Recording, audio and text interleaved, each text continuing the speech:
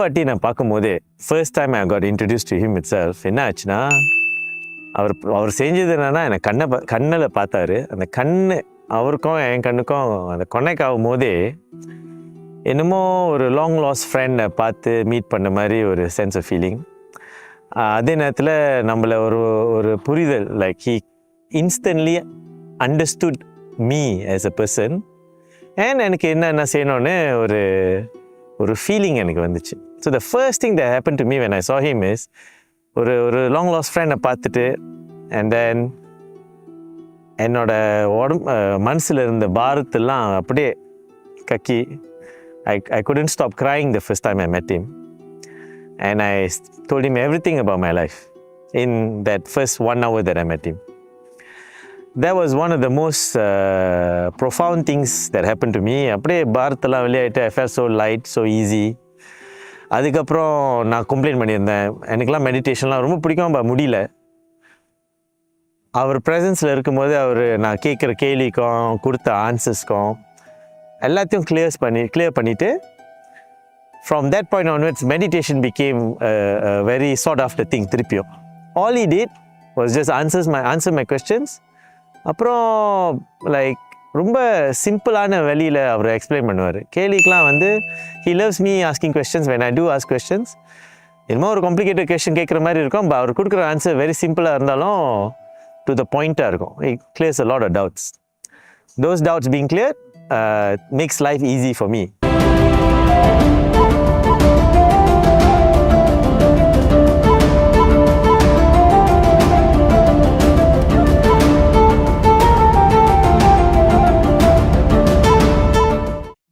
ரொம்ப கோபமாக திட்டினா வேணால் காதை பொத்திக்கிங்க அப்பப்போ. ஏன் அப்படின்னா இப்போ நான் உங்களை திட்ட போகிறதில்ல, உங்களை கேள்வி கேட்க போகிறதில்ல. நான் ஒரு மோசமான ஒருத்தன் உங்களுக்குள்ளே உட்காந்துருக்கான். இருக்கிறதுலே ஒஸ்ட்டு ஃபெலோ இந்த வேர்ல்டு அவன். ஆனால் இருக்கிறதுலே பியூட்டிஃபுல் ஃபெலோ இந்த வேர்ல்டு அவன் தான். நல்லவனும் அவன் தான், கெட்டவனும் அவன் தான். உங்களுக்கு நல்லது பண்ணுறவனும் அவன் தான், கெட்டது பண்ணுறவனும் அவன் தான். இறைவனும் அவன் தான், சைத்தானும் அவன் தான். இப்போ இவனை எப்படி ஹேண்டில் பண்ணுறதுன்ற அந்த விஷயம் உங்களுக்கு இன்னும் தெரியல. அப்போ நான் நேரடியாக அவனை போய் தொடும்போது அது சில பாதிப்புகளை ஏற்படுத்த தான் செய்யும். குத்தும், கொடையும், வலிக்கும், கஷ்டமாக இருக்கும், என்னடா இப்படி இருக்கே அப்படின்ற மாதிரிலாம் இருக்கும். ஸோ எதை பற்றியும் நீங்கள் கவலைப்படாமல் வருத்தப்படாமல் கேட்டிங்கன்னா இதில் இருக்கக்கூடிய உச்சகட்ட தத்துவம் என்பது உங்களுக்கு கிளியராக புரியும். கிளியர்? ஓகே. எதுக்கு இந்த வாழ்க்கையை நம்ம வாழ்கிறோம்? பிறந்தோம், வளர்த்தாங்க, வளர்ந்தோம், படிக்க வச்சாங்க, படித்தோம், அப்புறம் வேலைக்கு போனாங்க, வேலைக்கு போனோம், சரி, அப்புறம் சம்பாதிக்கணும், நானுங்க சம்பாதிச்சோம், அப்புறம் கடன் கட்டணும், கல்யாணம் பண்ணுனாங்க. எதுக்குடான்னு கேட்கவே இல்லை. கண்ணை மூடிட்டு போய் தாலி கட்டிட்டோம். சில பேர் மோதிரம் மாற்றிட்டோம், கல்யாணமும் பண்ணிட்டோம். அடுத்து வீட்டில் ஏதாவது விசேஷம் இல்லையான்னு கேட்டு உயிர் எடுத்தாங்க. ஏன்டா என் வீட்டில் விசேஷம் வச்சா நீ ஏன்டா இவ்வளோ ஃபீல் பண்ணுற?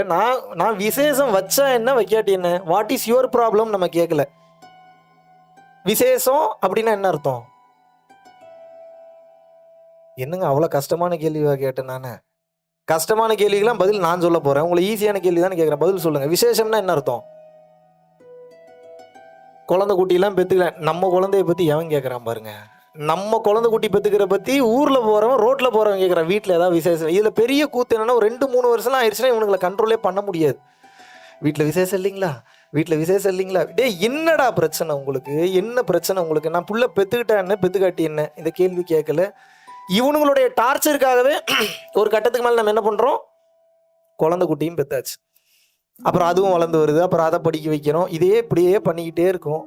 தூங்குகிறோம், எந்திரிக்கிறோம், பொண்டாட்டி சண்டை, புருஷன் சண்டை, அப்புறம் வீட்டு வேலைக்கு போகிறோம், அதை பண்ணுறோம், இதை பண்ணுறோம், பிஸ்னஸ் பண்ணுறோம், கோடியாக சம்பாதிக்கிறோம். இடையில சில பேருக்கு உதவுறோம். அப்புறம் வயசாகுது, ஒரு கட்டத்துக்கு மேலே கை காலில் பிரச்சனை வருது, அப்புறம் சுடுகாடு வருது, போய் படுத்துக்கிறோம். இதுதான் நடக்குது. Yes or no? என்னைக்காவது ஒரு நாளாவது உங்கள் மனசாட்சியை தொட்டு சொல்லுங்கள், ஏன் நான் இதெல்லாம் பண்ணுறேன்னு யோசிச்சிருக்கீங்களா?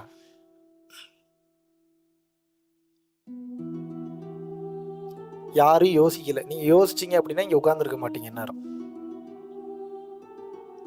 இந்த கேள்வி வந்திருந்தது அப்படின்னா நீங்கள் இந்த சீட்டில் வந்து உட்காந்துருப்பீங்க. சில பேருக்கு இந்த கேள்வி வரும், ஆனால் அந்த கேள்வியை ஃபுல்லாக கோ த்ரூ பண்ணாமல் மறுபடியும் பழைய குருடி கதவு தொடடின்னு சொல்லி பழைய வாழ்க்கைக்குள்ளேயே மறுபடியும் என்ட்ரு ஆயிடுறீங்க. இந்த கேள்வியை கேட்கணுமா கேட்கக்கூடாதா? ஒரு மனுஷன் பிறந்ததுலேருந்து சாகிற வரைக்கும் இந்த வேலைக்காக தான் பிறந்தானா? எந்திரிக்கிறோம், சாப்பிட்றோம், தூங்குறோம், எந்திரிக்கிறோம், சாப்பிட்றோம், தூங்குறோம், எந்திரிக்கிறோம், சாப்பிட்றோம், தூங்குறோம். இந்த உடம்பை எதுக்கு பயன்படுத்தினோம்? இந்த உடம்பை எதுக்காக படைச்சாங்க? ஏதாவது நம்ம சிந்திச்சிருக்கோமா நம்ம வாழ்க்கையில? இல்லவே இல்லை. இந்த சிந்தனை மட்டும்தான் ஒரு மனுஷனை மனித நிலையிலிருந்து கடவுள் நிலைக்கு உயர்த்தும். இப்போ நம்ம வெண்ணிலவன் பேசினா அண்ணன் வந்து குரு, அண்ணன் வந்து மகான், அண்ணன் இப்படி, அண்ணன் அப்படி, ஐயா இப்படி, ஐயா அப்படி, ஐயா வந்து 3 வேளை சாப்பிடுவார், 3 வேளை குளிப்பார், எல்லாம் சொன்னா. நான் என்ன சொல்றேன்னா, நான் இருக்கிறதுலே 1ஆம் நம்பர் மானம் கட்டுவேன். விளையாட்டுக்கெல்லாம் சொல்ல, சீரியஸாக தான் சொல்றேன். இல்லை வெக்கப்படுறதுக்கு என்ன, மறைக்கிறதுக்கு என்ன இருக்கு? நான் யாரு? 1ஆம் நம்பர் மானம் கட்டுவேன், 1ஆம் நம்பர் பிச்சைக்காரன், 1ஆம் நம்பர் அயோக்கியன், இன்னும் என்னென்ன கெட்ட வார்த்தை இருக்கோ எல்லாம் ஆட் பண்ணிக்கோங்க. 1ஆம் நம்பர் பஞ்ச பரதேசி. இந்த உலகத்துல எவ்வளவு கேவலமான வார்த்தைகள் இருக்கோ அவ்வளவு கேவலமான ஒரு ஆள் நான். இதை நான் உணர்ந்துட்டேன். இதை நான் உணர்ந்ததுனால இன்னைக்கு என்னை எல்லாரும் கடவுள்ன்றாங்க. இது என்ன எனக்கு புரியலையே அந்த கான்செப்ட். நீங்க எல்லாம் உங்களை என்ன நினைச்சுக்கிறீங்க? நான் வாழ்க்கையிலே மிக மிக உயர்ந்தவன், எனக்கு வாழ்க்கையில தெரிய வேண்டிய விஷயம் எல்லாம் தெரிஞ்சிருச்சு, நான் உயர்ந்த நிலைக்கு நான் போயிட்டேன், எனக்கு சின்ன வயசுல இருந்ததோட இப்போ அறிவு ரொம்ப ஜாஸ்தி வந்துருச்சு, நான் பல கோடி ரூபாய் நான் சம்பாரிச்சிட்டேன், நான் எவ்வளோ பெரிய காடி வச்சிருக்கேன் தெரியுமா? நான் ரோல்ஸ் ராய்ஸ் யூஸ் பண்ணுறேன், நான் ரேஞ்ச் ரோவர் யூஸ் பண்ணுறேன், நான் பெரிய கார் வச்சிருக்கேன், நான் பெரிய வீடு வச்சிருக்கேன், நான் 3 பொண்டாட்டி கட்டியிருக்கேன். இதெல்லாம் ஒரு பெருமையா? எவன் ஒருவன் தன்னை தானே தாழ்த்தி கொள்கின்றானோ அவன் பிற உயிர்களால் உயர்த்தப்படுவான். எவன் ஒருவன் தன்னை தானே உயர்த்தி கொள்கின்றானோ அவன் பிற உயிர்களால் தாழ்த்தப்படுவான். அவ்வளோதான், கிளாஸ் முடிச்சு எந்திரிச்சு போகலாம். ஆனால் நீங்கள் எந்திரிக்க மாட்டீங்க, கரெக்டா? அவ்வளோதான், இதுக்கப்புறம் பேசுறதுக்கு என்ன இருக்கு? அம்மா சத்தியமா அவ்வளோதான் கிளாஸ். என்ன கிளாஸு? வாழ்க்கையில் எவ்வளவுக்கு எவ்வளவு ஒருத்தன் கீழே தன்னை வச்சுக்கிறானோ அவ்வளவுக்கு அவ்வளோ வாழ்க்கையில் ஒருத்தன் உயர்ந்து போய்கிட்டே இருப்பான். இவ்வளோதாங்க தத்துவம். இதை புரிஞ்சுக்கிறதுக்கு இன்னும் உங்களுக்கு எத்தனை வருஷம் ஆகணும், எத்தனை வயசாகணும் நீங்கள் நினைக்கிறீங்க? இது இப்படி சொன்னா புரியாது உங்களுக்கு, நான் கிளியரா சொல்றேன். அடக்கம் அமரருள் உய்க்கும், அடங்காமை ஆரிருள் உய்த்து விடும். அடக்கம் என்பது மிகவும் அவசியம்ங்கிறார். அப்புறம் என்ன சொல்றாரு திருவள்ளுவர்? நல்லா கவனிக்கணும். தன் உயிர் தான் அற பெற்றானை ஏனைய மண்ணுயிரெல்லாம் தொழுங்கிறார். அப்பப்போ திருவள்ளுவரையும் கொஞ்சம் காரணம் இழுத்துப்பேன், ஏன்னா நான் சொன்னால் நம்ப மாட்டீங்க. அதனால சின்ன சின்ன கோட் சொல்லுவோம், நல்லா கவனிக்கணும். தன்னுயிர் தானற பெற்றானை ஏனைய மண்ணுயிரெல்லாம் தொழும் அப்படின்னு என்ன அர்த்தம்? தான், தனக்கு, தான் குடும்பம் அப்படின்னு சொல்லி அந்த தான் என்கின்ற தன்மையை விட்டு எவன் ஒருவன் பிற உயிர்களின் நலன் கருதி வாழ ஆரம்பிக்கின்றானோ அவனை இந்த உலகத்தில் உள்ள உயிர்கள் எல்லாம் இறைவனாக பார்க்கும் என்று குறிப்பிடுகிறார். ஏன்? இப்போ நான் பேசுறது, இப்போ நான் கொஞ்சம் மோசமானவன், இருக்கிறதுலே ரொம்ப ஒஸ்ட் ஃபெலோ இந்த வேர்ல்டு. ஏன் அப்படின்னா, ஏதோ பேசினேன் நீங்களே ஏதோ கேட்டீங்க அப்படியே ஜாலியாக போயிடலான்னு மட்டும் நினைக்காதீங்க. வேற வழியே இல்லை, நீங்கள் இதுக்கப்புறம் மாறித்தான் ஆகணும். நான் நல்லா தானப்பா இருக்கேன், தப்பான ஸ்டேட்மெண்ட். அப்படி யாரும் இனிமேல் சொல்லாதீங்க. நான் நல்லா இருக்கேன்னு நீங்கள் எப்போ சொல்ல ஆரம்பிச்சிட்டிங்களோ அப்போவே உங்களுடைய வாழ்க்கை கீழே போக ஆரம்பிச்சிருச்சுன்னு அர்த்தம். அதாவது இறைவனோட அருளால் நான் நல்லா இருக்கேன்றது வேற, நான் எல்லாத்துலேயும் சரியாக தான் இருக்கேன்னா நீங்கள் அவுட் ஆகிட்டீங்கன்னு அர்த்தம். ஏன்? முதல்ல உங்களுக்கு எது சரின்னே தெரியாது, எவ்வளோ தூரம் நீங்கள் பயணம் பண்ண போறீங்கன்னு தெரியாது, உங்களுக்கு வாழ்க்கை எப்போ முடிய போகுதுன்னு தெரியாது, லேர்னிங்கிறது வாழ்க்கையோட கடைசி வினாடி வரைக்கும் இருக்கும் அதுவும் தெரியாது. எல்லாத்தையும் நான் கற்றுக்கிட்டேன்ற தன்மையில் வாழும்போது நீங்கள் கடைசி மூச்சுன்னு ஒன்று விடுவீங்க. நோட் பண்ணியிருக்கீங்களா? நான் கடைசி மூச்சு விட்டது இல்லைன்றீங்களா? கடைசி மூச்சு விடுறவனையாவது பார்த்துருக்கீங்களா இல்லையா? எப்படி தெரியுமா கடைசி மூச்சு விடுவான்? எப்படி விடுவான்? அப்படி இழுப்பான். எப்படி இழுப்பான்? எப்படிங்க இழுப்பான்? இப்பயாவது விடுங்க, கடைசி மூச்சு ஒரு டைம் அது திருந்துங்க. எப்படி விடுவான்? ஏன்? அவன் உயிர் வெளியே போக முயற்சி பண்ணுது. இந்த கடைசி வினாடியில அவன் மூச்சு போகும்போது கூட அவனுக்கு ஒரு லெசன் அங்க லேர்ன் பண்றதுக்கு இருக்குன்னு அர்த்தம். இப்ப சொல்லுங்க, யார் எல்லாருமே தெரிஞ்சுக்கிட்டவங்க? இந்த உலகத்துல அப்படி யாராவது இருக்காங்களா? நான் எல்லாத்தையும் தெரிஞ்சுக்கிட்டேன்னு யாராவது இருக்காங்களா? இருக்காங்களா? கற்றது கை மண் அளவுன்னு சொன்னாங்க. நான் சொல்ற கற்றது கை மண்ணுன்னா கூட அதிகம், கற்றது கை நுனி அளவு கூட கிடையாது. இருக்கிறதுலே காஸ்ட்லியான ஒரு வீடு ஒன்று வச்சிருக்கீங்க, பூகம்பத்தில் உள்ள போயிருச்சு, என்ன பண்ணுவீங்க? போகாத வரைக்கும் சந்தோஷம், ஒரு வேளை போயிருச்சு, என்ன பண்ணுவீங்க? எதை காமிச்சு பில்டப் பண்ணுவீங்க? அப்புறம் சரி, வீட்டை விட்டுருவோம். ஒரு காஸ்ட்லி காடி ஒன்று உபயோகப்படுத்துறீங்க, என்னது? ஒரு ரோல்ஸ் ராய்ஸோ இல்லை வந்து பார்த்தீங்கன்னா பிஎம்ஓ இல்லை ஒரு இதெல்லாம் வாங்க வேணான்னு சொல்ல, நல்லா கவனிக்க. இதெல்லாம் வச்சுக்கோங்க, இதெல்லாம் நாளைக்கே பரம்பொருள் ஃபவுண்டேஷன் எழுதி கொடுத்துருக்குன்னு சொல்லலை, நல்லா கவனிக்கணும். இதெல்லாம் வச்சுக்கோங்க, பட் தெரிஞ்சுக்கிட்டு வச்சுக்கணும். இதெல்லாம் ஏன் இருக்குன்னு தெரிஞ்சுட்டு யூஸ் பண்ணணும், இல்லாட்டினா இது உங்களை அழிச்சிருன்னு சொல்ல வரேன். புரியுதா உங்களுக்கு? ஒரு காஸ்ட்லியான காடி வச்சுருக்கீங்க, இந்த காஸ்ட்லியான காடி நாளைக்கு ஆக்சிடென்ட்டில் அவுட்டு. அந்த காஸ்ட்லியான காடி வாங்க வச்சிருந்த ஒரு மிகப்பெரிய வேலை உங்களை விட்டு போயிருச்சு, மந்த்லி இஎம்ஐ கட்ட முடியல. அப்படி இல்லையா, ரெடி கேஷ் கொடுத்து ஒரு கார் ஒன்று வாங்கியிருக்கீங்க, அந்த கார் போயிருச்சு, டோட்டல் லாஸ். அந்த கார் என்ன? டோட்டல் லாஸ்னா என்ன? இன்சூரன்ஸும் கிளைம் பண்ண முடியாது, மறுபடியும் அந்த காரை யூஸ் பண்ணவும் முடியாதுன்னு அர்த்தம். இப்போ எதை காமிச்சு எதை பில்டப் பண்ணி வாழ்வீங்க?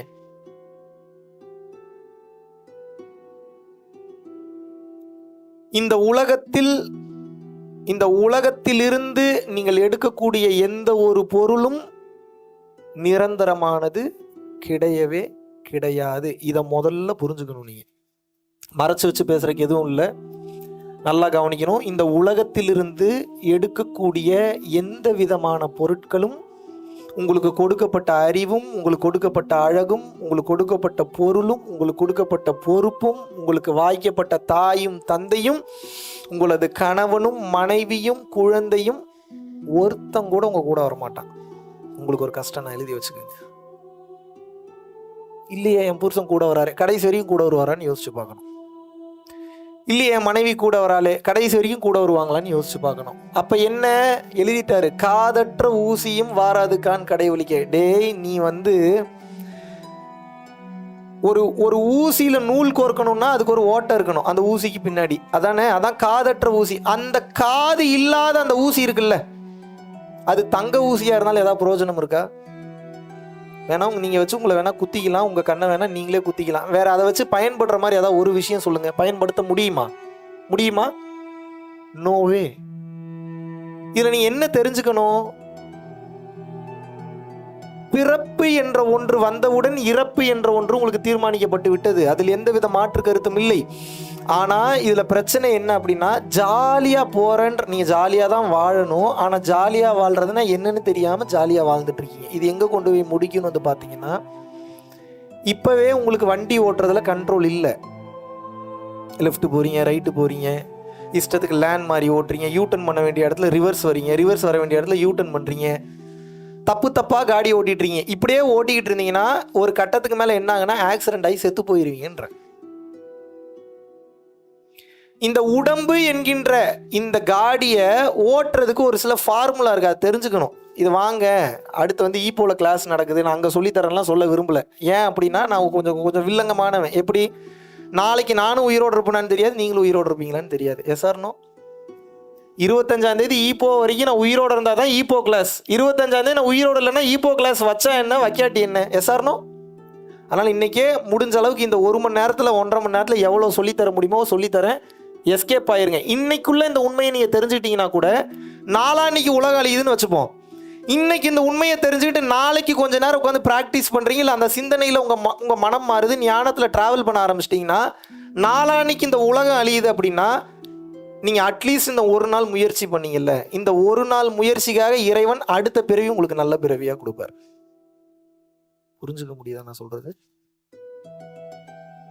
இன்னும் நீங்க திரும்பவே இல்லை, இன்னும் நீங்க ஞானம் பக்கம் வரல. ஞானம்னா என்னப்பா? முதல்ல என்னப்பா ஞானம் ஞானம்னு பேசுறீங்க? ஞானம்னா என்ன? நீங்க சொல்லுங்க, ஞானம்னா என்ன? தெளிவு. வேற எனி அதர் ஐடியா? சும்மா சொல்லுங்க, தப்பா சொன்னாலும் நான் ஒன்றும் உங்களுக்கு குறையெல்லாம் சொல்ல மாட்டேன். சொல்லுங்க, ட்ரை பண்ணலாம். என்னையவே பேச வச்சு உயிர் எடுக்கலான்னு பாக்குறீங்க பாருங்க. விடுவேன்னா நான். சொல்லுங்க. அறிவு. வேற? Sorry, knowledge. வேற? சரண்டர். வேற? பக்குவம், தெளிவு. ஓகே. வேற?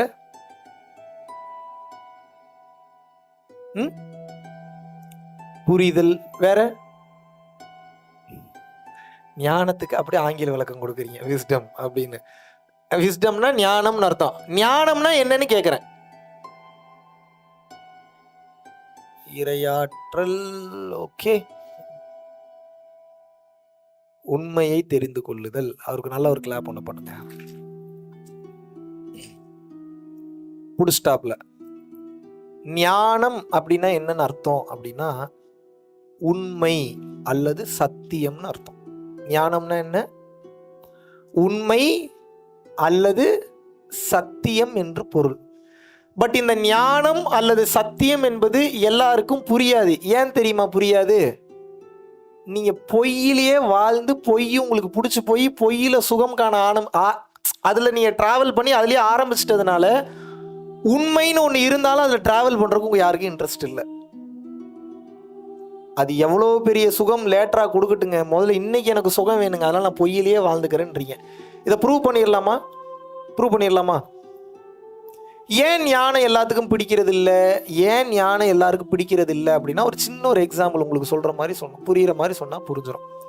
ஒரு எக்ஸாம்பிளுக்கு சொல்கிறேன். இப்போ அழகான ஒரு பொண்ணை பார்த்து, இல்லை அழகான ஒரு பொண்ணு ஒரு பையனை பார்த்து, உன் கண் எவ்வளோ க்யூட்டாக இருக்குது அப்படின்னு சொல்கிறோம். இது நல்ல வார்த்தை தானே, ஒன்றும் தப்பான வார்த்தை ஒன்றும் இல்லையே. காலையில் தூங்கி எழுந்திரிச்சோடனே கண்ணை பார்த்த எவனோ ஒருத்தன் இந்த வார்த்தையே சொல்லுவானா? உங்களுக்கு ஞானத்தை இதுக்கு மேலே எளிமையாக எனக்கு விளக்கம் கொடுக்கவே முடியாது. உன்னுடைய கூந்தலின் நறுமணம் எவ்வளவு அருமையாக இருக்கு. உண்மையாகவே குளிக்காம 4 நாள் இருந்த ஒருத்தன் அந்த கூந்தலின் நறுமணத்தை மோந்து பார்த்துட்டு உன்னுடைய கூந்தலின் மனம் மிகவும் அழகாக இருக்கு, மிகவும் அருமையா இருக்கு சொல்லுவானா? சொல்லுவானா? நெற்றிக்கண் திறப்பினும் குற்றம் குற்றமேன்னு சொல்லி நக்கீரரே ப்ரூவ் பண்ணிட்டாரு. பெண்களின் கூந்தலிற்கு இயற்கையில் மனமே இல்லை அப்படின்னு சொல்லி நக்கீரர் வாதாடுறாரு. சிவபெருமான் என்ன சொல்றாரு?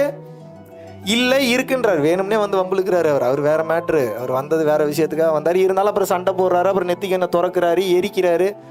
இருந்தாலும் நீ செஞ்சது தப்பு தான்றாப்புல. அதுக்கப்புறம் அவருக்கு உயிர் கொடுக்குறாரு, அது வேற கணக்கு. இருந்தாலும் கூட உண்மை என்ற ஒன்று இருக்கு இல்லையா? இப்போ எதுக்கு இதை சொன்னேன் அப்படின்னா, ஜோக்ஸ் அப்பார்ட், இதில் இருக்கிற உண்மையை தெரிஞ்சுக்கணும். இந்த மாதிரி தான் பொய் சுகங்களுக்கே உங்களது மனமும் உங்களது உடலும் பழகி விட்டது முழுக்க முழுக்க.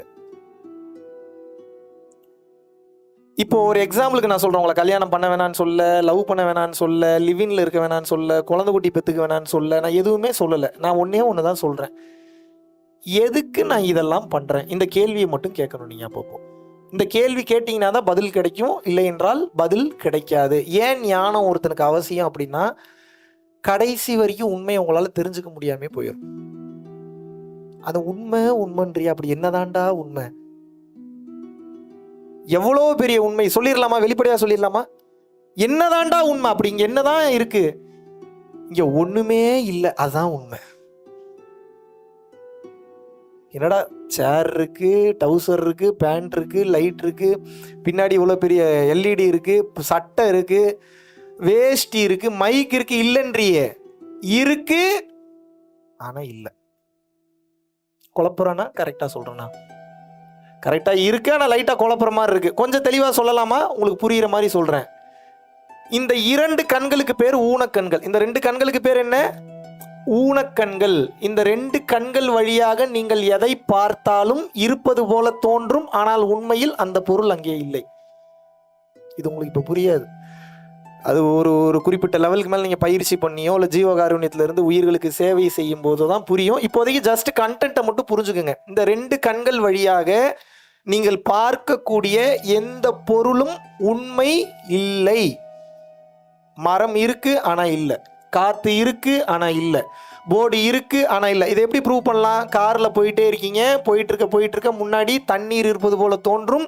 ஸ்லோ பண்ணி இறங்கி போய் பார்த்தீங்கன்னா தண்ணி இருக்காது. அந்த தண்ணிக்கு பேர் என்ன? காணல் நீர், அல்லது இங்கிலீஷில் சொல்லணும்னா மிராஜ். அங்கே இருக்கு ஆனால் இல்லை. அதுபோல இறைவன் இந்த உலகம் எனும் மாயையை ரொம்ப பியூட்டிஃபுல்லாக, மிகப்பெரிய இன்ஜினியரிங் மைண்டோட ஒரு பிசுறு கூட இல்லாமல் பர்ஃபெக்டாக கிரியேட் பண்ணியிருக்கிறாரு. ஆனால் அதை உங்களால் கண்டுபிடிக்க முடியாது. இதில் பெரிய கூத்து என்னென்னா, இதுக்குள்ளே இருக்கிற வரைக்கும் உங்களால் அதை கண்டுபிடிக்கவே முடியாது. இதனால தான் இதற்கு பேர் மாயை என்று வைத்தார்கள். இதுக்கு பேர் என்ன? மாயை. மாயை என்றால் என்ன அர்த்தம் அப்படின்னா பொய் என்று பொருள். அப்ப மெய் என்பது என்ன? இந்த உடலையும் மெய் என்று கூறுவார்கள். பட் இந்த உடலும் பொய் தான். அப்ப உண்மையான மெய் என்பது என்ன? ஒன்னும் இல்லை. ந புண்ணியம் ந பாபம்ங்கிறார் ஆதிசங்கரர். என்ன சொல்றாரு? இங்க பாவமும் இல்லை, புண்ணியமும் இல்லை. எப்போ? தெளிஞ்சவனுக்கு. தெரியாதவனுக்கு எல்லா பாவமும் இருக்கு, எல்லா புண்ணியமும் இருக்கு. தெளிஞ்சவனுக்கு தான் புண்ணியம் இல்லை, பாவம் இல்லை. இரவும் இல்லை, பகலும் இல்லை. நல்லதும் இல்லை, கெட்டதும் இல்லை. ஆணும் இல்லை, பெண்ணும் இல்லை. நிலமும் இல்லை, நீரும் இல்லை, காற்றும் இல்லை, ஒளிமண்டலமும் இல்லை, வளிமண்டலமும் இல்லை, எதுவும் இல்லை. ஆனா எல்லாம் இருப்பது போலவே தோன்றும். ஏன்? இதெல்லாம் இல்லைன்னு சொல்லி எது தெரியுமா பார்க்கும்? உங்களோட ஆன்மா தான் பார்க்கும். அந்த ஆன்மாவை ஒரு டப்பாக்குள்ள போட்டு அடைச்சிட்டானுங்க. அந்த டப்பாக்கு பேரு உடல்னு அர்த்தம். இந்த உடலுக்குள்ள உங்களுடைய ஆன்மா இருக்கிற வரைக்கும் இது பொய்யாக தோன்றும். ஆனால் இது எதுவும் உண்மை கிடையாது. இது எல்லாமே இருக்கிற மாதிரி தெரியும், ஆனா இது எதுவுமே இல்லை. உண்மை போல தோன்றும், ஆனால் இது எதுவும் உண்மை இல்லை. இருந்தாலும் வேற வழி இல்லை. இந்த உலகத்துல நம்ம வாழ்ந்துதான் ஆகணும். எப்படி வச்சிருக்கான் பாருங்க ஆப்பு. இப்ப என்னதான் என்னை செய்ய சொல்றேன்? காலம் போற கடைசி வரைக்கும் வெயிட் பண்ணணும். இதுல 2 வகையில வெயிட் பண்ணி சாகலாம். ஒன்னு, தெளிவோட செத்து அடுத்த பிறவி இல்லாம போகலாம். அப்படி இல்லைன்னா தெளிவில்லாம செத்து மீண்டும் எதுக்காக ஆசைப்பட்டீங்களோ அதை அடையிறதுக்காக இப்ப ராமசாமி குப்புசாமின்னு இருக்கீங்கன்னா அடுத்து மணிகண்டன் சுப்பிரமணியன் இன்னொரு பேர்ல வருவீங்க. ஏன்? உங்கள் மனம் ஒரு விஷயத்திற்காக ஆசைப்பட்டது. நீங்கள் ஆசைப்பட்ட அந்த காரணத்திற்காக இறைவன் பெரும் கருணை கொண்டு உங்களுக்கு மீண்டும் இன்னொரு உடலை கொடுக்கிறார். அவர் உங்களுக்கு கெட்டது பண்ணல. அவர் என்ன பண்றாரு? நீ தானே இங்க வாழணும்னு ஆசைப்பட்ட, வாழு, போ, செகண்ட் ரவுண்ட் போயிட்டு வான்னு இன்னொரு உடலை கொடுத்து அனுப்புறாரு. இதுதான் நடக்குது. மீண்டும் மீண்டும் இது நடக்கும். மீண்டும் மீண்டும் நடக்கும். again and again and again and again and again and again and again it will happen in your life. ஏதா புரியுதா நான் சொல்றது? நான் பெரிய பெரிய தத்துவங்கள்லாம் சொன்னா குழம்பிறீங்க. தன்னை அறிய தனக்குறுக்கு இடையிலே, தன்னை அறியாமல் தானே கெடுகிறான், தன்னை அறியும் அறிவை அறிந்த பின் தன்னை அர்ச்சிக்கத்தான் இருந்தாலே உடம்பாரையின் உயிர் அழிவர் திடம்பட மெய்ஞானம் சேரவும் மாட்டார். உடம்பை வளர்க்கும் உபாயம் உணர்ந்த பின் உடம்பை வளர்த்தேன் உயிர் வளர்த்தேனே ஓடி ஓடி ஓடி ஓடி உட்கலந்த ஜோதியே. இது என்ன புரியும் உங்களுக்கு? இப்படிலாம் நான் பாடினா இப்படியே பார்த்துக்கிட்டே இருப்பீங்க. நீ கடைசி ஏதோ பேசுறாரு, பெரிய அறிவாளி போல. நான் அறிவாளின்னு எனக்கு தெரியும். சில நேரங்களில் நான் மிகப்பெரிய முட்டாள்ன்றது எனக்கு தெரியும். இப்போ நான் அதை ப்ரூவ் பண்ண வரல. நான் அறிவாளியோ முட்டாளோ என்ன விடுங்க. நீ என்ன ஆராய்ச்சி பண்ணீங்கன்னா தோற்று போயிடுவீங்க. நான் எப்போ என்ன மனநிலையில் எப்படி செயல்படுவேன்றது யாராலையும் கண்டுபிடிக்க முடியல. என்னாலேயே கண்டுபிடிக்க முடியல. நீங்கள் எப்படி கண்டுபிடிப்பீங்க? என்னுடைய நோக்கம் என்னன்னா, உண்மையை தெரிஞ்சுக்கங்க, புரிஞ்சுக்கங்க, எஸ்கேப் ஆயிருங்க. ஏன் அப்படின்னா, இல்லாட்டினா மீண்டும் மீண்டும் பிறப்பீங்க. ரொம்ப கொடூரமான காலகட்டம்லாம் இதுக்கப்புறம் வரப்போகுது. நீங்கள் நினைக்கிற மாதிரி விளையாட்டு காரியம்லாம் இது கிடையாது. உங்களுக்கு புரிய மாட்டேங்குது. இப்போ நான் ஒரு சின்ன ஒரு கேள்வி கேட்குறேன், இதுக்கு நீங்கள் பதில் சொல்லுங்கள். இன்னும் எவ்வளோ கொடூரமான வாழ்க்கையில் நீங்கள் போய் வாழ போறீங்கன்னு தெரியும். இதுவே மாயைன்றேன். இப்போ இங்கே வாழ்கிறதுக்கே பிடிக்காம தண்ணி அடிக்கிறீங்க, சரக்கு அடிக்கிறீங்க, மற்ற போதைப் பொருட்கள் யூஸ் பண்ணுறீங்க. இதெல்லாம் நான் தப்புன்னு சொல்ல வரல. ஆனால் இதில் போய் சிக்கிட்டீங்கன்னா மாட்டிப்பீங்க, வெளியில் வர முடியாது. உள்ளே போகிறவனுக்கு வெளியே வர தெரியணும். மரம் ஏறுறவனுக்கு கீழே இறங்கவும் தெரியணும். ஏற மட்டும்தான் தெரியுது, மேலேயே உட்காந்துக்கிங்க, இறங்க தெரிய மாட்டேங்குது. என்ன பண்ணுவீங்க? இது போக போக எங்கே கொண்டு போய் நிப்பாட்டும்னா நல்லா கவனிக்கணும். இப்போ ஒரு சின்ன ஒரு கேள்வி கேட்குறேன். உங்களுக்கு ரொம்ப பிடிச்ச ஒரு ஆள் இருக்கார்,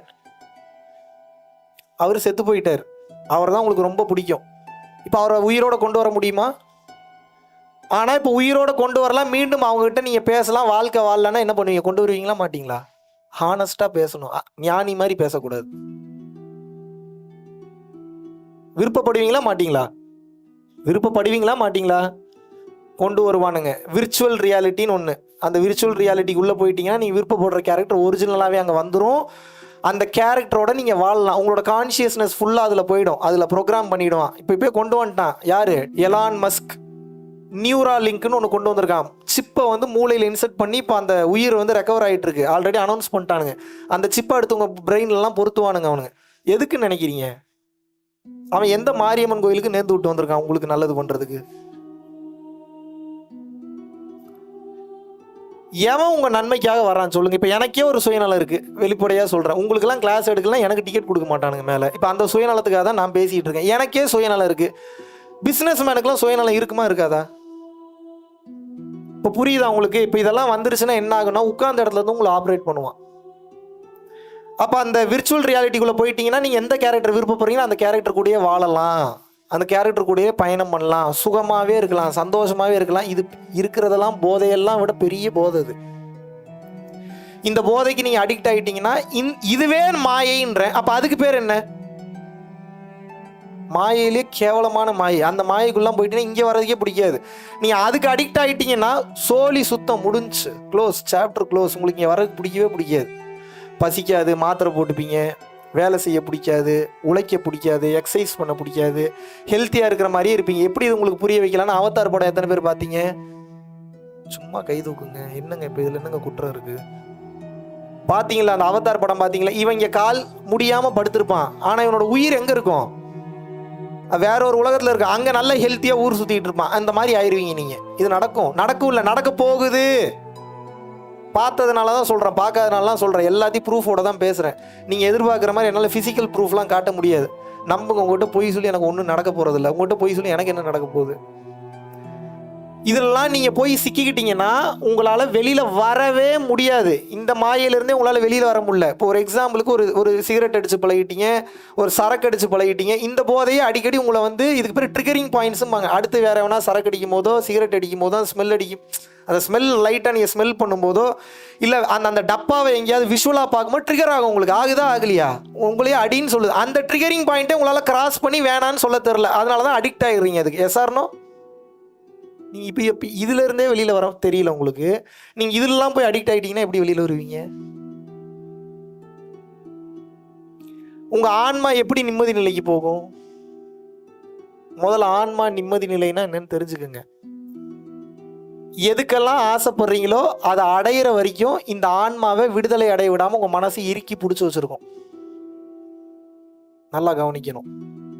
நீங்கள் எதுக்கெல்லாம் ஆசைப்படுறீங்களோ 2 வகையில் அந்த ஆசையிலேருந்து வெளியில் வரலாம். ஒன்று, கொஞ்சம் யோசித்து இந்த ஆசை அவசியம் தானா, முக்கியம் தானா, இது நம்மளை எவ்வளோ தூரம் கொண்டு போய் விடப்போகுது, இது எந்த மாதிரியான கான்சிக்வன்சஸ் கொண்டு வரும், 80 வயசு வரைக்கும் வாழ்ந்து அந்த நிலைக்கு போகிறதுக்கு நான் ஏன் அதை பண்ணேன், இப்போவே அதுலேருந்து வெளியில் வந்துடுறேன்னு வெளியில் வந்தாலும் அந்த ஆசையிலேருந்து வெளியில் வந்துடலாம். இதுக்கு பேர் புரிதல் அல்லது ஞானம் அல்லது ஞான புரிதல். இப்படி வெளியில் வரலாம். அப்படி இல்லைன்னா செருப்படிப்பட்டு, மிதிப்பட்டு, அவமானப்பட்டு, துன்பப்பட்டு, துயரப்பட்டு, அசிங்கப்பட்டு, வெக்கப்பட்டு, வேதனைப்பட்டு, காஞ்சிப்பட்டு, அந்த பட்டு இந்த பட்டு, எத்தனை பட்டு இருக்கோ அத்தனை பட்டு வச்சுக்கோங்க. அத்தனையும் பட்டு அதுக்கப்புறம் ஒரு 100 கோடி ரூபா இழந்து அந்த இடத்துக்கு போய் வயசாகி கைகால் விளங்காமல் போய் அதுக்கப்புறம் யோசிப்பீங்க, ஓ 80 வயசானால் வேகமாக ஓட முடியாது போல. 80 வயசானால் வேகமாக ஓட முடியாதுன்றத ஏன் 20 வயசுலேயே யோசிக்கிறதுக்கு உங்களுக்கு கெப்பாசிட்டி போயிருச்சா? ஒவ்வொரு சுச்சுவேஷனையும் நான் போய் ஃபீல் பண்ணி ஃபேஸ் பண்ணி தான் அந்த அனுபவத்தை நான் கற்றுப்பேன் அப்படின்னா ரொம்ப சிரமம். இதுக்கு பேர் வந்து சுய புத்தி. சொல் புத்தியிலே திருந்துட்டீங்கன்னா கான்சிக்வன்சஸ் கம்மி. சுய புத்தியில் திருந்துறவனும் திருந்தலாம், ஆனால் அதுக்கெல்லாம் ரொம்ப தைரியசாலியாக இருக்கணும், வில் பவர் ரொம்ப ரொம்ப ஜாஸ்தி இருக்கணும், உள்ளே போகிறவனுக்கு வெளியில் வர தெரியணும். அப்படிலாம் இருக்கிறவங்க ரொம்ப ரொம்ப ரொம்ப ரொம்ப கம்மி. சிக்கிப்பீங்க, மாட்டிப்பீங்க, உங்களால் நிச்சயமாக வெளியே வர முடியாது. புரிந்து கொள்ளுங்கள், இந்த உலகம் என்பது மாபெரும் மாயை. உங்களை அழிப்பதற்குண்டான அனைத்து பிளானையும் போட்டானுங்க. நீங்கள் இன்று உண்ணக்கூடிய உணவு உணவல்ல, விஷம். மண் மலடாகி விட்டது, காற்று மாசுபட்டு விட்டது, நீர் கலப்படம் செய்யப்பட்டு விட்டது, நீங்கள் உண்ண அஜினோமோட்டோ கலக்கப்பட்டு விட்டது. இப்போ ஒரிஜினல், இப்போது ஒருத்தன் நல்லெண்ணெய்னு ஒன்று கொடுக்குறான், அதுக்கு என்ன தெரியுமா விளக்கம் கொடுக்குறான்? கசப்பு சுவையே இல்லாத சுத்தமான நல்லெண்ணெய். அடே கசப்பு சுவை இல்லைன்னா அது நல்லெண்ணெயே இல்லைடா, நீ என்னடா நல்லெண்ணெய் கொடுக்குற? எனக்கு புரியலையே. முதல்ல நம்ம எப்படி விளக்கிட்டு இருந்தோம்? பேஸ்ட் ப்ரஷை வச்சா விளக்கிட்டு இருந்தோம். வேப்பங்குச்சி, பல்பொடி, செங்கல், வெறுங்கை இதை வச்சு விளக்கிட்டு இருந்தோம். அப்புறம் கொஞ்சம் கொஞ்சமாக வந்தான், உப்பு வச்சு விளக்கணும். அப்புறம் என்ன பண்ணான், கொஞ்சம் கொஞ்சமாக வந்தான், அப்புறம் பேஸ்ட்டுக்கு மாற்றினான், அப்புறம் அதை மாற்றினான், இதை மாற்றினான். இப்போ என்ன சொல்கிறான், உங்கள் பேஸ்ட்டில் உப்பு இருக்கான்னு மறுபடியும் கேட்குறான். நான் கேட்குறேன், உங்களுக்கு அறிவு இருக்கா? ஏன்டா எங்கேருந்து ஆரம்பித்து எங்கே கொண்டு வந்து மீண்டும் என்ன பேஸ்ட்டில் உப்பு இருக்கான்ற அளவுக்கு நீ கேட்குறனா, நம்ம எந்த அளவுக்கு இன்றைக்கு வந்து பயன்படுத்திக்கிட்டு இருக்கான் பாருங்க. நம்ம இது நம்ம விளையாட்டாக எடுத்துக்கொண்டாலும் கூட நவீன யுகம் நம்மை ஆட்கொண்டு வருகின்றது. உண்மையை மறந்து கொண்டே போகிறோம். இந்த உண்மையை நீங்கள் தெரிந்து கொள்ளவில்லை என்றால் நிச்சயமா சொல்றேன், இன்னும் பல 100, பல்லாயிரம், பல லட்சம் பிறவிகள் நீங்க எடுப்பீங்க. திருமூலர் திருமந்திரத்தில் மிக தெளிவாக எழுதுகிறார், பாவம் நீ அதிகமாக செய்தாய் என்றால் மலத்தில் ஊறும் புழுவாக நீ பிறப்பாய். அப்படின்னா என்ன அர்த்தம் புரிஞ்சுதானே என்ன சொல்றேன்னு? பாவம் நீ அதிகமாக செய்தாய் என்றால் மலத்தில் ஊறும் புழுவாகவும் நீ பிறப்பாய். அப்படின்னா என்ன அர்த்தம்? மறுபடியும் உங்களுக்கு இந்த மனித உடல் கிடைக்குமான்றது டவுட் தான். ஏன் மனித உடல் அவ்வளவு சிறப்பு? மனித உடலில் இருக்கும்போதுதான் நீங்கள் பிறவியற்ற நிலைக்கு நீங்கள் செல்ல முடியும். இல்லை என்றால் மீண்டும் டீகிரேட் ஆகிறதுக்கு வாய்ப்பு இருக்கு, கை கால் விளங்காமல் பிறக்கிறதுக்கு வாய்ப்பு இருக்கு, கண்ணு தெரியாமல் பிறக்கிறதுக்கு வாய்ப்பு இருக்கு, நோய்களோட பிறக்கிறதுக்கு வாய்ப்பு இருக்கு, மோசமான தாய் தகப்பனுக்கு பிறக்கக்கூடியதற்கு வாய்ப்பு இருக்கு, மோசமான பொண்டாட்டி அமைய வாய்ப்பு இருக்கு, மோசமான புருஷன் அமைய வாய்ப்பு இருக்கு. எல்லாம் சரியா இருந்தாலும் ஒரு புள்ள தப்பா பிறந்ததுன்னா உங்க மான மரியாதைக்கு எடுத்து நடுத்தருவில் கொண்டு வந்து நிப்பாட்டிடுவான். நிச்சயமாக நடக்கும். சுகமா வாழ்றீங்களா, கஷ்டத்தோட வாழ்றீங்களா? பதில் சொல்லுங்க. சந்தோஷமா வாழ்றீங்களா, கஷ்டத்தோட வாழ்றீங்களா? அப்ப சந்தோஷமே கிடைக்கல உங்களுக்கு. பொய் பேசக்கூடாது, உண்மையை சொல்லணும். சந்தோஷம் இருக்கா இல்லையா வாழ்க்கையில? Very good. கஷ்டம், சந்தோஷம் எத்தனை % இருக்கு? 50-50. ஏங்க இப்படி இவ்வளவு பெரிய பொய் பேசுறீங்க? ஏங்க ஒருத்தர் இந்தியால இருந்து கிளம்பி வந்தானே என்ன பொய் வேணாலும் பேசுவீங்களா நீங்க?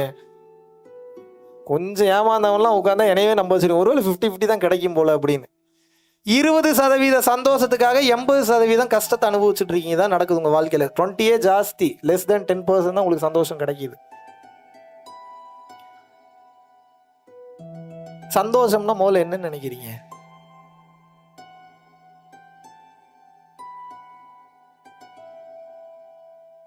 சரி, நிம்மதினா என்ன?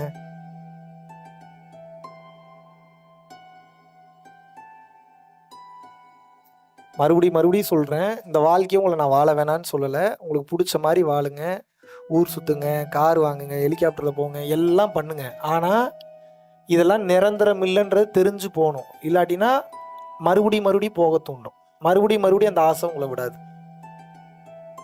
நல்லா கவனிங்க. சந்தோஷம்னா என்னன்னு அர்த்தம் அப்படின்னா, சந்தோஷத்துக்கு முதல்ல ஒருத்தன் போகணும் அப்படின்னா முதல்ல மனசுனா என்னன்னு தெரிஞ்சுக்கணும். மனசுனா என்னன்னு தெரிஞ்சுக்கிட்டாதான் திருப்தி நிலைக்கு போவீங்க.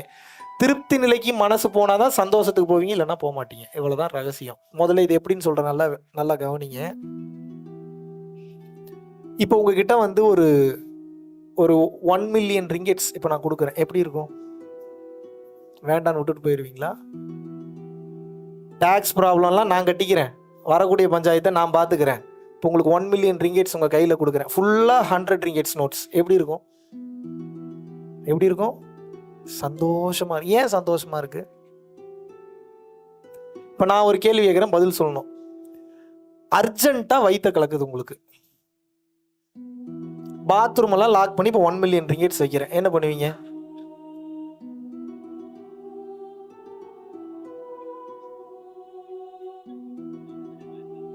நீங்க எங்க போனாலும் என்னோட வாலண்டியர்ஸ் நிற்பாங்க, எல்லா பாத்ரூமும் லாக்குடு, என்ன பண்ணுவீங்க? இப்போ சந்தோஷம் எங்க இருக்கு? சந்தோஷம் எங்க இருக்கு? ஏன் 1 million ringgits வேணும்ல, எடுத்து தொடச்சிக்க வேண்டியதானே? ஏன் வேணான்றீங்க?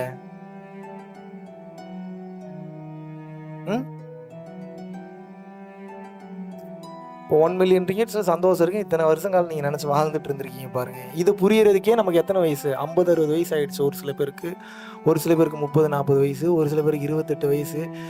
இதவே சொல்லி கொடுக்காத கல்வி என்ன கல்வி? பணத்தில் இருக்கா அப்போ சந்தோஷம்? சரி, ஓகே. இப்போ நான் என்ன பண்ணுறேன், பணத்தை ஓரமாக வச்சுட்டு இப்போ பாத்ரூமை திறந்து விட்டுறேன். இப்போ போய் உள்ளே போய் உட்காருங்க. எப்படி இருக்கும் உங்களுக்கு? எப்படி இருக்கும்? ஆனந்தமாக இருக்குமா இருக்காதா? எல்லாம் ஒர்க்கெல்லாம் உள்ளுக்குள்ளே பண்ண வேண்டிய ஒர்க்கெல்லாம் பண்ணி முடிச்சோன்னே என்ன பண்ணுறீங்க, பைப்பை ஓப்பன் பண்ணுறீங்க, பைப்பை லாக் பண்ணுறாங்க. அங்கே டிஷ்யூ பேப்பரும் இல்லை. இப்போ பாத்ரூம் சந்தோஷமா, தண்ணி சந்தோஷமா? சொல்லுங்க, பதில் சொல்லுங்க. தண்ணி தான் சந்தோஷம். பாத்ரூம் சந்தோஷமா இப்போ உங்களுக்கு? இப்போ எது சந்தோஷம்? தண்ணி தான் சந்தோஷம். சரி, போய் தொலை, இது நல்லா இருக்கட்டும்னு சொல்லி தண்ணியை ஓப்பன் பண்ணி விட்டுறேன். தண்ணி நீங்கள் யூஸ் பண்ண வேண்டியதில் யூஸ் பண்ணிட்டு கதவை திறக்கிறீங்கன்னு வெளியில் லாக் பண்ணிடுறேன். கடுப்பாகுமா ஆகாதா உங்களுக்கு? துறடா, வேலை இருக்குடா, அடுத்துக்கு போகணுண்டா. சரி, திறந்து இப்போ வெளியில் விட்றேன். வெளியில் விட்டோன்னே நான் என்ன பண்ணுறேன், இப்போ இந்த 1 மில்லியன் டிக்கெட்ஸ் நீங்கள் வச்சுக்கங்கன்றேன். இப்போ எப்படி இருக்கும்? சும்மா சொல்லுங்க, நடிக்காதீங்க, சொல்லுங்க. எதை சொன்னாலும் ஏதோ ஒன்று சொல்லுவானேன்ற மாதிரியே பார்க்காதீங்க. அசிங்கப்படுங்க. இன்னைக்கு ஒரு நாள் தானே. என்னைய எப்படி அசிங்கப்படுத்தியிருப்பாங்க எனக்கு இந்த தெளிவெல்லாம் கொடுக்கும்போது. எனக்கு வேற மாதிரி கொடுத்தாங்க, உங்களுக்கு நான் இக்காலத்துக்கு தகுந்த மாதிரி உங்கள் ஸ்டைலில் கொடுக்குறேன். இப்போ அந்த 1 மில்லியன் ரிங்கெட்ஸ் கொடுக்குறேன். இப்போ எப்படி இருக்கும்? ஓகே, அந்த 1 மில்லியன் ரிங்கெட்ஸ் எடுத்துகிட்டு கீழே போய் காடியில் ஏறுறீங்க. மலேசியன் போலீஸ் 10 பேர் வந்து அரெஸ்ட் பண்ணுறாங்க உங்களை. மகாவிஷ்ணு பல கண்ட்ரிகளில் திருடின பணத்தை மணி லாண்ட்ரிங் பண்ணி உங்கள்கிட்ட கொடுத்துருக்கிறாரு. மகாவிஷ்ணு உள்ளே போகிறாரு. அவனை ஃபாலோ பண்ண அந்த குற்றத்துக்கு நீ சேர்ந்து உள்ளே போன்றாங்க. எப்படி இருக்கும்? எப்படி இருக்கும்? எப்படிங்க இருக்கும்? நல்லா இருக்குமா? ஏன்? நீங்கள் தானே பணம் தானே சந்தோஷம், நீ எடுத்துகிட்டு போக வேண்டியது தானே. பிடிங்கிட்டானுங்கல்ல, தெரியுதுல்ல. அப்போ சந்தோஷம் பணத்தில் இருக்கா? அப்போ சந்தோஷன்றது எதில் இருக்கு? எதில் இருக்கு சந்தோஷம்? எதில் இருக்கு? இதை தெரிஞ்சுக்கிறதுக்கு உங்களுக்கு இத்தனை வருஷம் மறைச்சிட்டாங்க. எல்லா உண்மையும் மறைச்சிட்டானுங்க. நல்லா புரிஞ்சுங்க. சந்தோஷம்ன்றது என்ன தெரியுமா? பொருட்களில் இல்லை, உங்களோட நம்பிக்கையில தான் சந்தோஷம் இருக்கு. நீங்க நம்புறீங்க அந்த 1 மில்லியன் ரிங்கெட்ஸ் கிடைச்சிட்டா நான் சந்தோஷமா இருப்பேன் நம்புறீங்க. அது கிடைச்ச உடனே அந்த மனசு கிடைச்சிருச்சுன்னு நினைக்குது. அதனால ஓடிட்டு இருந்த உங்க மனசு நிக்குது. நின்னதுனால உள்ளுக்குள்ள வந்து அந்த ஹாப்பினஸ் ஃப்ளோ ஆகுது. இதுதான் மேட்ரு. சயின்டிஃபிக்கா சொல்லணும்னா, மனம் ஓடினால் பதட்டம், படபடப்பு, ஆங்ஸைட்டி, டிப்ரெஷன், டிசார்டர். ஓடிட்டு இருக்கக்கூடிய மனம் நின்றுச்சு அப்படின்னா ஹாப்பினஸ், திருப்தி, பேரானந்தம். அப்போ நீங்கள் எதை கற்றுக்கணும்? பொருட்களை தேடுறதுக்கு கற்றுப்பீங்களா, மனசை நிறுத்தி நிறுத்தி கற்றுப்பீங்களா? இதுக்கு பேர் தாங்க ஞானம். நீங்கள் வெளியில் ஏதோ கிடைக்கும் தேடி தேடி ஓடிட்டு இருக்கீங்களா, பெண்ணில் கிடச்சிரும், பொண்ணில் கிடச்சிரும், வீடு கட்டினா கிடச்சிரும், காடி வாங்கினா கிடச்சிரும். எழுதி தரேன். நீங்கள் எவ்வளோ பெரிய கோடீஸ்வரன் இங்கே வந்திருக்கீங்க. உங்களோட பெரிய பெரிய கோடீஸ்வரன்லாம் பார்த்துட்டேன் நான். 1000 கோடி, 2000 கோடி, 3000 கோடி, 10,000 கோடி, 1,00,000 கோடி வச்சிருக்கிறவங்கலாம் பார்த்துட்டேன். நைட்டு படுத்தா தூக்கம் வர மாட்டேங்குது. மிகப்பெரிய கோடீஸ்வரன், நான் பேர் சொல்ல விரும்பல. முதல் பொண்டாட்டி இறந்துட்டாங்க, 2வது பொண்டாட்டி இன்கம் டேக்ஸில் போட்டு கொடுத்துட்டாங்க. இன்னைக்கு வீட்டில் வேலை பார்க்க ஆள் இல்லை. கடையில் இருக்கிறவன் டெய்லியும் திருடிட்டு போகிறான். படுத்தா தூக்கம் வர மாட்டேங்குது. சரக்கு அடித்தாலும் கை கால் உதறல் கொடுக்குது. டெய்லி 3 டேப்லெட் போட்டு படுக்கிறார். ஒரு டேப்லெட் போட்டால் தூக்கம் வரும், 10 டேப்லெட் போட்டால் தூக்கம் ஆள் வரும் 10 நாளில். இதில் என்ன டவுட் இருக்குது? இதுதான் நடந்துகிட்டு இருக்கு. எஸ்ஆர்னோ? எதில் இருக்குது சந்தோஷம்? இன்னைக்கு எவ்வளோ நாள் எதை நோக்கி ஓட போகிறீங்க? நிறையா ஓடிட்டீங்க. முதல்ல புரிஞ்சுக்குங்க, இந்த உலகம் பெரும் மாயையில் உங்களை சிக்க வச்சிருச்சு. பணம் தான் முக்கியம். அதாவது தன்னிறைவாக வாழ்ந்த வாழ்க்கையை கடந்து நவீன யுகத்தில் இங்கே சுற்றி இருக்கக்கூடிய மனிதர்கள், நான் ரொம்ப டீப்பாக போனால் அப்புறம் அது அரசியல் சார்ந்து போகணும், அரசியல் சார்ந்து போக விரும்பலை. இப்போதைக்கு தெரிய வேண்டிய உண்மையை மட்டும் தெரிஞ்சுக்க. உங்களை எப்படி கொண்டு போயிட்டான் அப்படின்னா, எங்கள் ஊர்லெல்லாம் மதுரை சைடெல்லாம் வந்து பார்த்தீங்கன்னா, அந்த டைமில் ஒரு வீட்டுக்கு ஒரு மாடு இருக்கும், ஒரு முருங்கைக்கீரை இருக்கும். முருங்கைக்கீரை மரம், நான் சொல்கிறது முருங்கை மரம்னு சொல்லுவாங்க. இது 2 இருந்ததுன்னா போதும். கொஞ்சோண்டு இடம், ஒரு வீடு, ஒரு ஓலைக்குடிசை இருந்தால் மட்டும் போதும். அந்த உயிர் தன்னிறைவு அடைஞ்சு ஆனந்தமாக வாழ்ந்து முக்தியும் போயிடுச்சு. எந்த மெடிடேஷனும் பண்ண தேவையில்ல, கருணையில் இருக்க தேவையில்ல, ஒன்றும் பண்ண தேவையில்ல, ஒரு மண்ணாங்கட்டியும் தேவையில்லை. ஏன்? அந்த உயிருக்கு பேராசைகள் எதுவும் இல்லை, பெரிய லெவலில் எதிர்பார்ப்புகளும் இல்லை. காலையில் எங்கள் பாட்டி எந்திரிப்பாங்க, மாட்டுக்கு பால் கறப்பாங்க, மாட்டுக்கு பால் கறந்த அந்த மாட்டில் அந்த பாலை கொண்டு போய் வீட்டுக்கு கொஞ்சம் வச்சுட்டு மீதி கொண்டு போய் ஒரு 10 தெருவுக்கு விற்று இருக்கக்கூடிய காசை வாங்கிட்டு வந்து அரிசி வாங்கி பருப்பு வாங்கி அந்த வீட்டுக்கு அளவா சமைச்சு இருக்கக்கூடிய பிள்ளைகளுக்கெல்லாம் தன்னிறைவை சொல்லி கொடுத்து போதும் என்கின்ற அந்த மனசை சொல்லி கொடுத்து வளர்க்கக்கூடிய அந்த காரணத்தினால, பேராசைகளுக்கு போகாத காரணத்தினால அந்த மனமானது ஒரு தன்னிறைவுக்கு வந்து வாழும் போதே அந்த ஆனந்த நிலையிலேயே வாழும். எப்போ உங்க மனசு இந்த முருங்கை மரம் என்ன கான்செப்ட்னா, முருங்கை வைத்தவன் வெறுங்கையோடு போவான் அப்படின்னா என்ன அர்த்தம்? முருங்கை மரம் வச்சா நாசமா போயிடுவான்னு அர்த்தமா? அப்படி அல்ல. முருங்கை மரத்திலிருந்து வரக்கூடிய முருங்கை சூப்பு, முருங்கை கீரை, அந்த முருங்கை மரத்தில் இருக்கக்கூடிய அதை சுற்றி வளரக்கூடிய மற்ற பயிர்கள், அதை சுற்றி வளரக்கூடிய மற்ற பொருட்கள், இதெல்லாம் வச்சு வாழும்போது ஹெல்த்தியாக வாழ்ந்தான். அந்த மண் சுத்தமாக இருந்தது. வெறுங்கையோடு போவானா வயதான காலத்து, இன்னைக்கு எங்கள் தாத்தாக்கு வயசு 85 வயசு, இன்னைக்கு குச்சி ஊனாமல் ஸ்ட்ரைட்டாக நடக்கிறார், இன்னைக்கு மரம் ஏறுவார் இறங்குவார். 40-50 வயசுல குனிஞ்சிடுறீங்களே, எது ஹெல்த்தியான வாழ்க்கை? முடிய மாட்டீங்க. கைகால் நடுக்கம் கொடுக்குது, நரம்பு தளர்ச்சி வருது. ஏன்? உடலிற்கு அன்னைக்கு அவ்வளோ வேலை இருந்தது, இன்னைக்கு உடலிற்கு வேலை இல்லை. உடலிற்கு வேலை இல்லாத காரணம் உட்காந்து லேப்டாப்பே நோண்டிட்டு இருக்கீங்க, ஃபோனவே ஸ்க்ரோல் பண்ணிட்டு இருக்கீங்க. இந்த உடம்பு கெட்டு விடுகிறது. ஒரு சயின்டிஃபிக் ரிசர்ச் என்ன சொல்லுதுன்னா, சிகரெட் அடித்து சரக்கு அடித்து ஒருத்தன் டெய்லி எக்ஸசைஸ் பண்ணுறான்னா 80 வருஷம் வாழுவான். சிகரெட்டு அடிக்கலை, சரக்கு அடிக்கலை, எந்த கெட்ட பழக்கமும் இல்லை, ஆனால் டெய்லி எக்ஸசைஸும் பண்ணல அப்படின்னா 40-45 வயசில் செத்து போயிடுவான். இப்போ நான் சிகரெட்டையும் சரக்கையும் ப்ரமோட் பண்ணுறக்கா நான் பேசலை, கவனிக்கணும். நீங்கள் நான் பெரிய நல்லவன்ற போர்வையில் வாழ்ந்துட்டுருக்கீங்களே, நீங்கள்லாம் நல்லவனே கிடையாது. எவன் நல்லவன்? தன் உயிரை எவன் திருப்திப்படுத்துகின்றானோ, தன் மனதை எவன் அமைதி நிலைக்கு கொண்டு வருகின்றானோ அவன் மட்டுமே நல்லவன். மீதி எல்லாரும் கெட்டவன் இந்த உலகத்தில். நம்ம எதங்க கற்றுக்கிட்டோம்? நமக்கே ஒரு விஷயம் தெரியல. உங்கள் பிள்ளைங்களுக்கு நீங்கள் எதை சொல்லி கொடுக்குறீங்க? எதுக்கு நீங்கள்லாம் வாழ்கிறீங்கன்னு நினைக்கிறீங்க? சந்தோஷத்துக்கு தானே வாழ்கிறீங்க. கல்யாணம் பண்ணுறது சந்தோஷத்துக்கு தான், குழந்தை பெற்றுக்கிறது சந்தோஷத்துக்கு தான், செக்ஸ் வச்சுக்கிறது சந்தோஷத்துக்கு தான், கார் ஓட்டுறது சந்தோஷத்துக்கு தான், வீடு வாங்குறது சந்தோஷத்துக்கு தான். எல்லாமே சந்தோஷத்துக்கு தானே பண்ணுறீங்க. கார் ஓட்டும் போதோ, வீடு கட்டும் போதோ, செக்ஸ் வச்சுக்கும் போதோ கை கால் இழுத்துக்கும், வாய் இழுத்துக்கும், மூக்கில் இருந்து ரத்தம் வரும், காது கேட்காமல் போயிடும், கை கால் விளங்காமல் போயிடும், தலையை ஓப்பன் பண்ணிவிட்டு ரத்தம் வந்து செத்து போயிருவீங்கன்னா யாரும் அந்த வேலையை பண்ணுவீங்களா நீங்கள்? அப்போ உங்களுக்கு தேவை அந்த செயல்பாடு இல்லை. உங்களுக்கு தேவை என்ன? சுகம் வேணும். உங்களுக்குலாம் என்ன வேணும்? சும்மா சொல்லுங்கள், என்ன வேணும் உங்களுக்கு? நான்லாம் ஒத்துக்கிட்டேன், அதனால நான் சுகமாக இருக்கேன், சந்தோஷமாக இருக்கேன், ஆனந்தமாக இருப்பேன். உங்களுக்குலாம் என்ன வேணும் சொல்லுங்க. வாயிலேயே சொல்லலைன்னா எங்கேருந்துங்க சுகம் கிடைக்கும் உங்களுக்கு? சொன்னீங்கன்னா ரூட்டு சொல்லுவேன், சுகத்துக்கு வழி. இல்லைன்னா சொல்ல மாட்டேன் நான். எப்படி வசதி? உங்களுக்குலாம் என்ன வேணும்? சுகம்தான் வேணும். சுகத்துக்கு தான் இந்த 5 புலன்கள் வழியாக மெய், உடல், வாய், சுவை, உடல் மூலியமாக ஒரு டச் பண்ணா அந்த ஸ்பரிசத்தில் கிடைக்கக்கூடிய அந்த இன்பம், அப்புறம் மெய், வாய், டேஸ்ட்டு, மெய், வாய், கண், பார்வையில் கிடைக்கக்கூடிய விஷுவல்ஸில் கிடைக்கக்கூடிய காட்சி, மூக்கு, ஸ்மெல், செவி, சவுண்டு, இந்த 5 புலன்கள் வழியாக உங்களுக்கு சுகம் கிடச்சிக்கிட்டே இருக்கணும். இதுக்கு தான் வாழ்ந்துட்டு இருக்கீங்க நீங்கள். இதில் பெரிய கூத்து என்னன்னா, இந்த உலகம் சார்ந்த எந்த விஷயத்துலையும் இந்த 5 புலன்கள் வழியாக அனுபவிக்கக்கூடிய அந்த சுகத்தில் சுகமே கிடையாது. உங்களை அழிச்சிரும் எல்லாமே. இதில் ஏன் செக்ஸ் இருக்கிறதுலே பெரிய டாபிக், இதுவும் தெரிஞ்சுக்கணும். ஏன் செக்ஸ் இருக்கிறதுலே பெரிய டாபிக் அப்படின்னா, கண்டு கேட்டு உண்டு உயிர்த்து உற்ற அறியும் 5 புலனும் இருக்குன்றாங்கல்ல. அப்படின்னா என்ன அர்த்தம்? மெய், உடல். ஏன் செக்ஸை மட்டும் நீ அவ்வளோ பெருசு, அதுலேருந்து உங்களால் வெளியிலேயே வர முடியல அப்படின்னா தெரிஞ்சுக்கங்க. இதெல்லாம் தெரிஞ்சுக்க வேண்டிய டாபிக். இதெல்லாம் வெளிப்படையாக சொல்லி கொடுத்தா முக்கால்வாசி இடங்களில் ரேப் நடக்காது, பிரச்சனை வராது, தொல்லையே கிடையாது. தெரிஞ்சுக்க வேண்டிய சப்ஜெக்ட் விட்டு எல்லாத்தையும் சொல்லித்தரானே. இன்றைக்கி நீ தெரிஞ்சுக்க வேண்டிய விஷயம் என்னென்னா, ஏன் உங்களால் இதுலேருந்து வெளியில் வர முடியல? ஒரு சுவையான சாப்பாடை சாப்பிட்றீங்க, அந்த டேஸ்ட்டுக்கே அடுத்தடுத்து உங்களுக்கு வேணும்னு கேட்குது. ஒரு அழகான காட்சியை பார்க்குறீங்க, அந்த காட்சியை பார்க்கும்போது உங்களுக்கு அடுத்தடுத்து அதை பார்க்கணும்னு தோணுது. செக்ஸ்னா என்ன?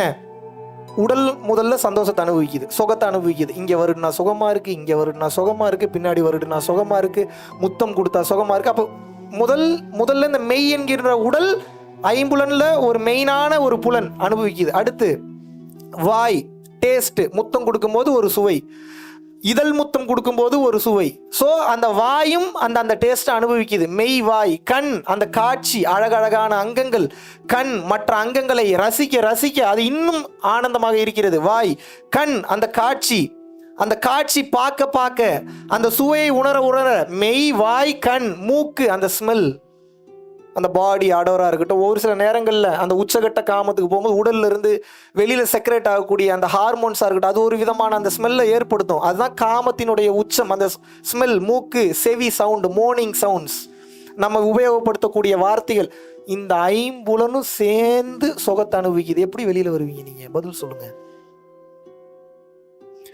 ஒரு புலன் இன்பத்தை அனுபவிச்சாவே ஒரு வருஷத்துக்கு திங்க் பண்ணிட்டு இருக்கேன், எவ்வளவு சூப்பரா இருந்தது அந்த அனுபவம். ஆஹா, உங்க யாருக்காவது பழைய விஷயத்தை நினைச்சு அசை போடுற பழக்கம் இருக்குன்னா சோப்பிட்டி, ரொம்ப ரொம்ப பாவம். நீங்க பெரிய பாவத்தை அனுபவிக்க போறீங்கன்னு அர்த்தம், நாசமா போறீங்கன்னு அர்த்தம். ஏன் அப்படின்னா, எந்த அளவுக்கு உங்களது நினைவுகளில் சுகத்தை நினைச்சு நீங்க அனுபவிக்கிறீங்களோ அந்த அளவுக்கு கஷ்டத்தையும் நீங்க ஆட்டோமேட்டிக்காவே ஸ்டோர் ஆகக்கூடிய பக்குவத்தை, கெப்பாசிட்டி தானாவே வளர்ந்துரும்.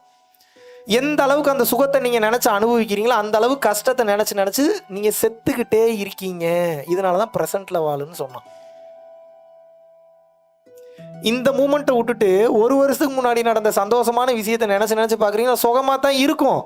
சுகமா இருக்கும்போது சில பாடியில கெமிக்கல் ரியாக்ஷன் நடக்கும். நடக்குமா நடக்காதாங்க? ஏத்துக்கிறீங்களா இல்லையா? அப்ப அப்படி கெமிக்கல் ரியாக்ஷன் நடக்கும்போது உங்க பாடி சுகமா இருக்குன்னு நினைக்கிறீங்க, டோபமைன் அதிகமா சுரந்துன்னா செத்து போயிருவீங்க. புரிஞ்சுக்கோங்க முதல்ல. அதை சுகம் ஓரளவுக்கு வந்தாதான் சுகம். சுகத்திலே இருக்கணும்னு நினைச்சீங்கன்னா உடலில் உயிர் தங்காது. ஒரு கவர்ல எவ்வளவு ஹீட்ல டீ ஊற்ற முடியுமோ அவ்வளோ ஹீட்ல தான் டீ ஊற்றணும். 1000 டிகிரி செல்சியஸ்ல டீ ஊத்துனீங்கன்னா என்ன ஆகும்? அந்த கவர் உடஞ்சிருமா? கண்ணுக்கு தெரியாம அழிஞ்சிரும், காணாம போயிடும். இந்த பல்பு எவ்வளோ ஹீட்டை தாங்க முடியுமோ அவ்வளோ ஹீட்டை தான் தாங்கும். 1,00,000 வாட்ஸ் கரண்ட் இந்த பல்பு கொடுத்தா என்ன ஆகும்? நீங்கள் கேட்கக்கூடிய ஆனந்த நிலைக்கு இன்னொரு பேர் என்னன்னா இறைநிலைன்னு அர்த்தம். இறைநிலைனா என்ன? மனமற்ற நிலையில் ப்ரெசண்டில் அப்படியே ட்ராவல் பண்ணுறது.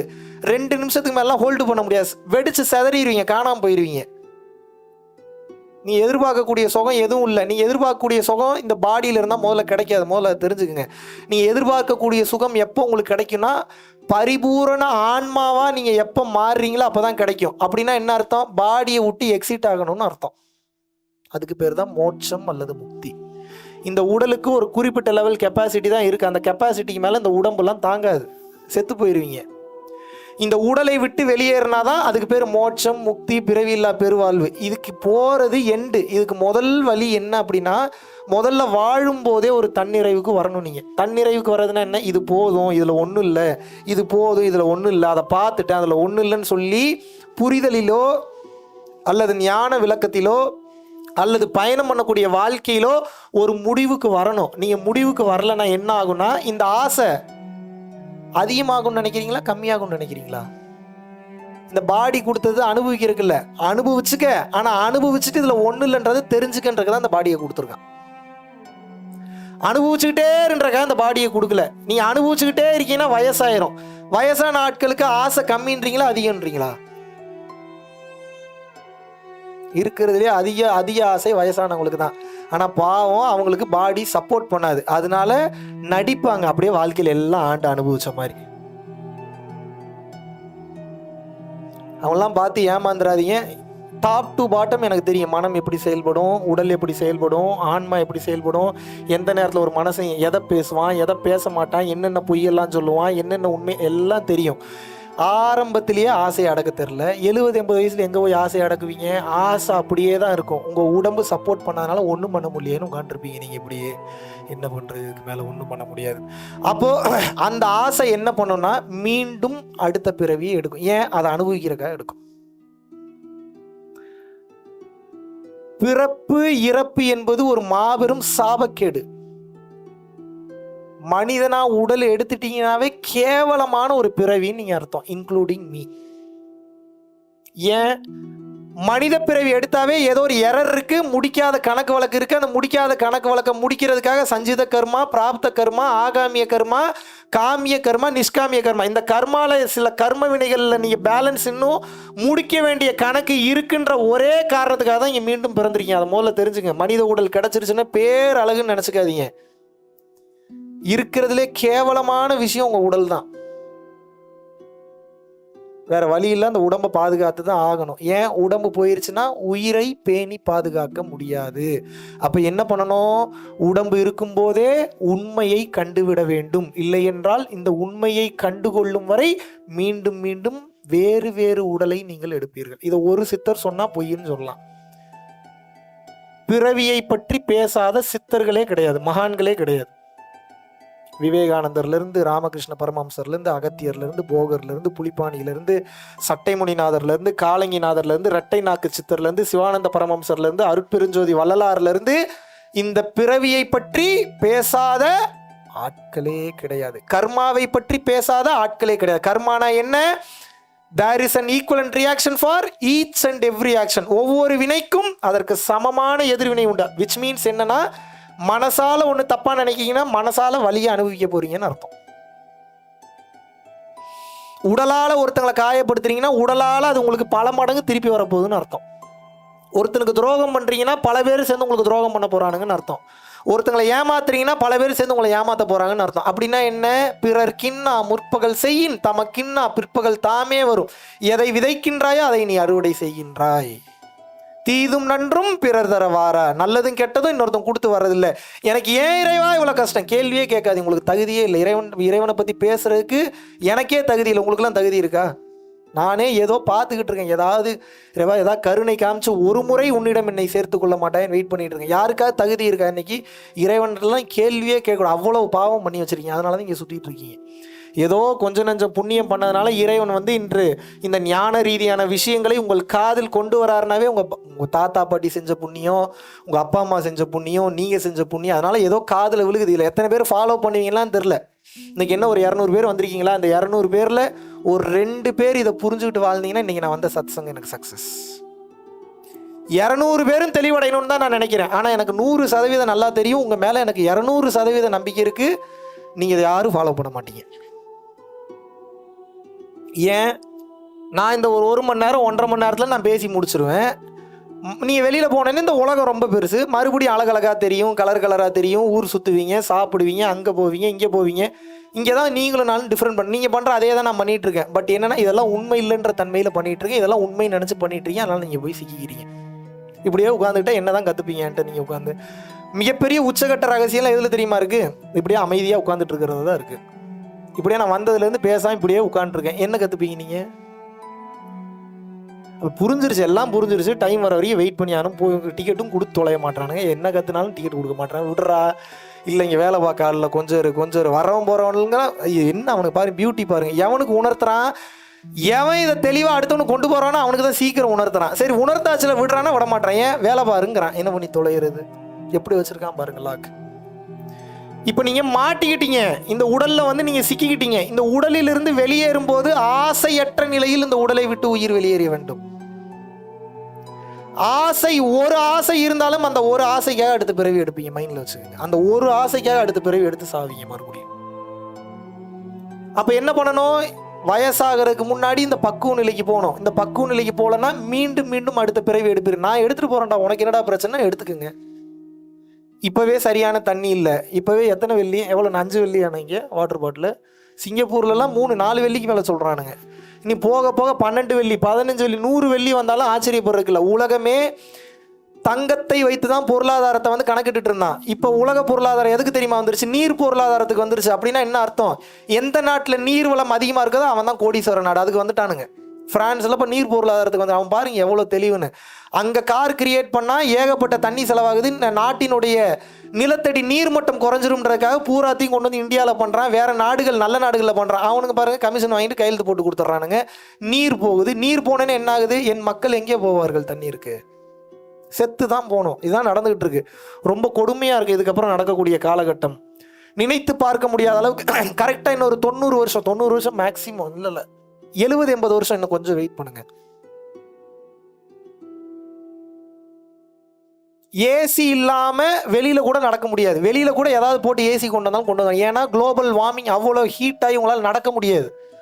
கொப்பளம் வரும், எல்லா நோய்களும் வரும். கரெக்டாக 60-70 வருஷம். நடக்கலைன்னா என் காதை அறுத்துக்கிறேன். உயிரோடு இருந்தால் அறுத்துக்கிறேன், இல்லாட்டினா உங்கள் காதை நீங்களே அறுத்துக்குங்க. உண்மையாகவே நடந்துருச்சு போல அப்படின்னு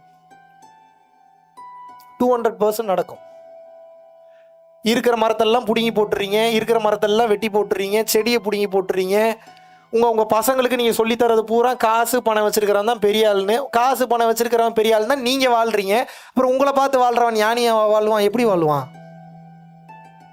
முதல்ல உங்களுக்கே தைரியம் வர மாட்டீங்க 4 பேர் நல்லா இருக்கணும்னு ப்ளஸ் பண்ணுறதுக்கு ஒருத்தன் இறைவனாக இருக்கணும்னு அவசியம் இல்லையே. நல்ல மனசு இருந்தால் போதுமே. இன்னொருத்தன் வளர்ந்தா பிடிக்க மாட்டேங்குது, பொறாமப்படுறீங்க. ஒருத்தனுக்கு ஒரு கண்ணு போனால், நமக்கு ஒரு கண்ணு போனால் இன்னொருத்தனுக்கு 2 கண்ணு போகணும்னு நினைக்கிறீங்க. வாழ்க்கையில் எப்படி உருப்படுவீங்க? எப்படி முன்னேறுவீங்க? எண்ணங்கள் மாறாமல் வாழ்க்கை மாறாது. எண்ணங்கள் எப்போ மாறும்? முதல்ல நல்ல சிந்தனைகள் வரணும். நல்ல சிந்தனைகள் எங்கேருந்து வரும்? வளர்க்குற இடத்துல இருக்கணும். வளர்க்குற இடத்துல இல்லைன்னா என்ன பண்ணணும்? கல்வியில் இருக்கணும். எல்லாத்துலேயுமே பணத்துக்கு தான் முக்கியத்துவம் கொடுத்துருக்கீங்க. வல்லநாட்டார் சாது சிதம்பர சுவாமிகள் மிக தெளிவாக இதை கூறுகின்றார். பசித்தோர் முகம் பார், பரம்பொருள் அருள் கிட்டும்ங்கிறார்.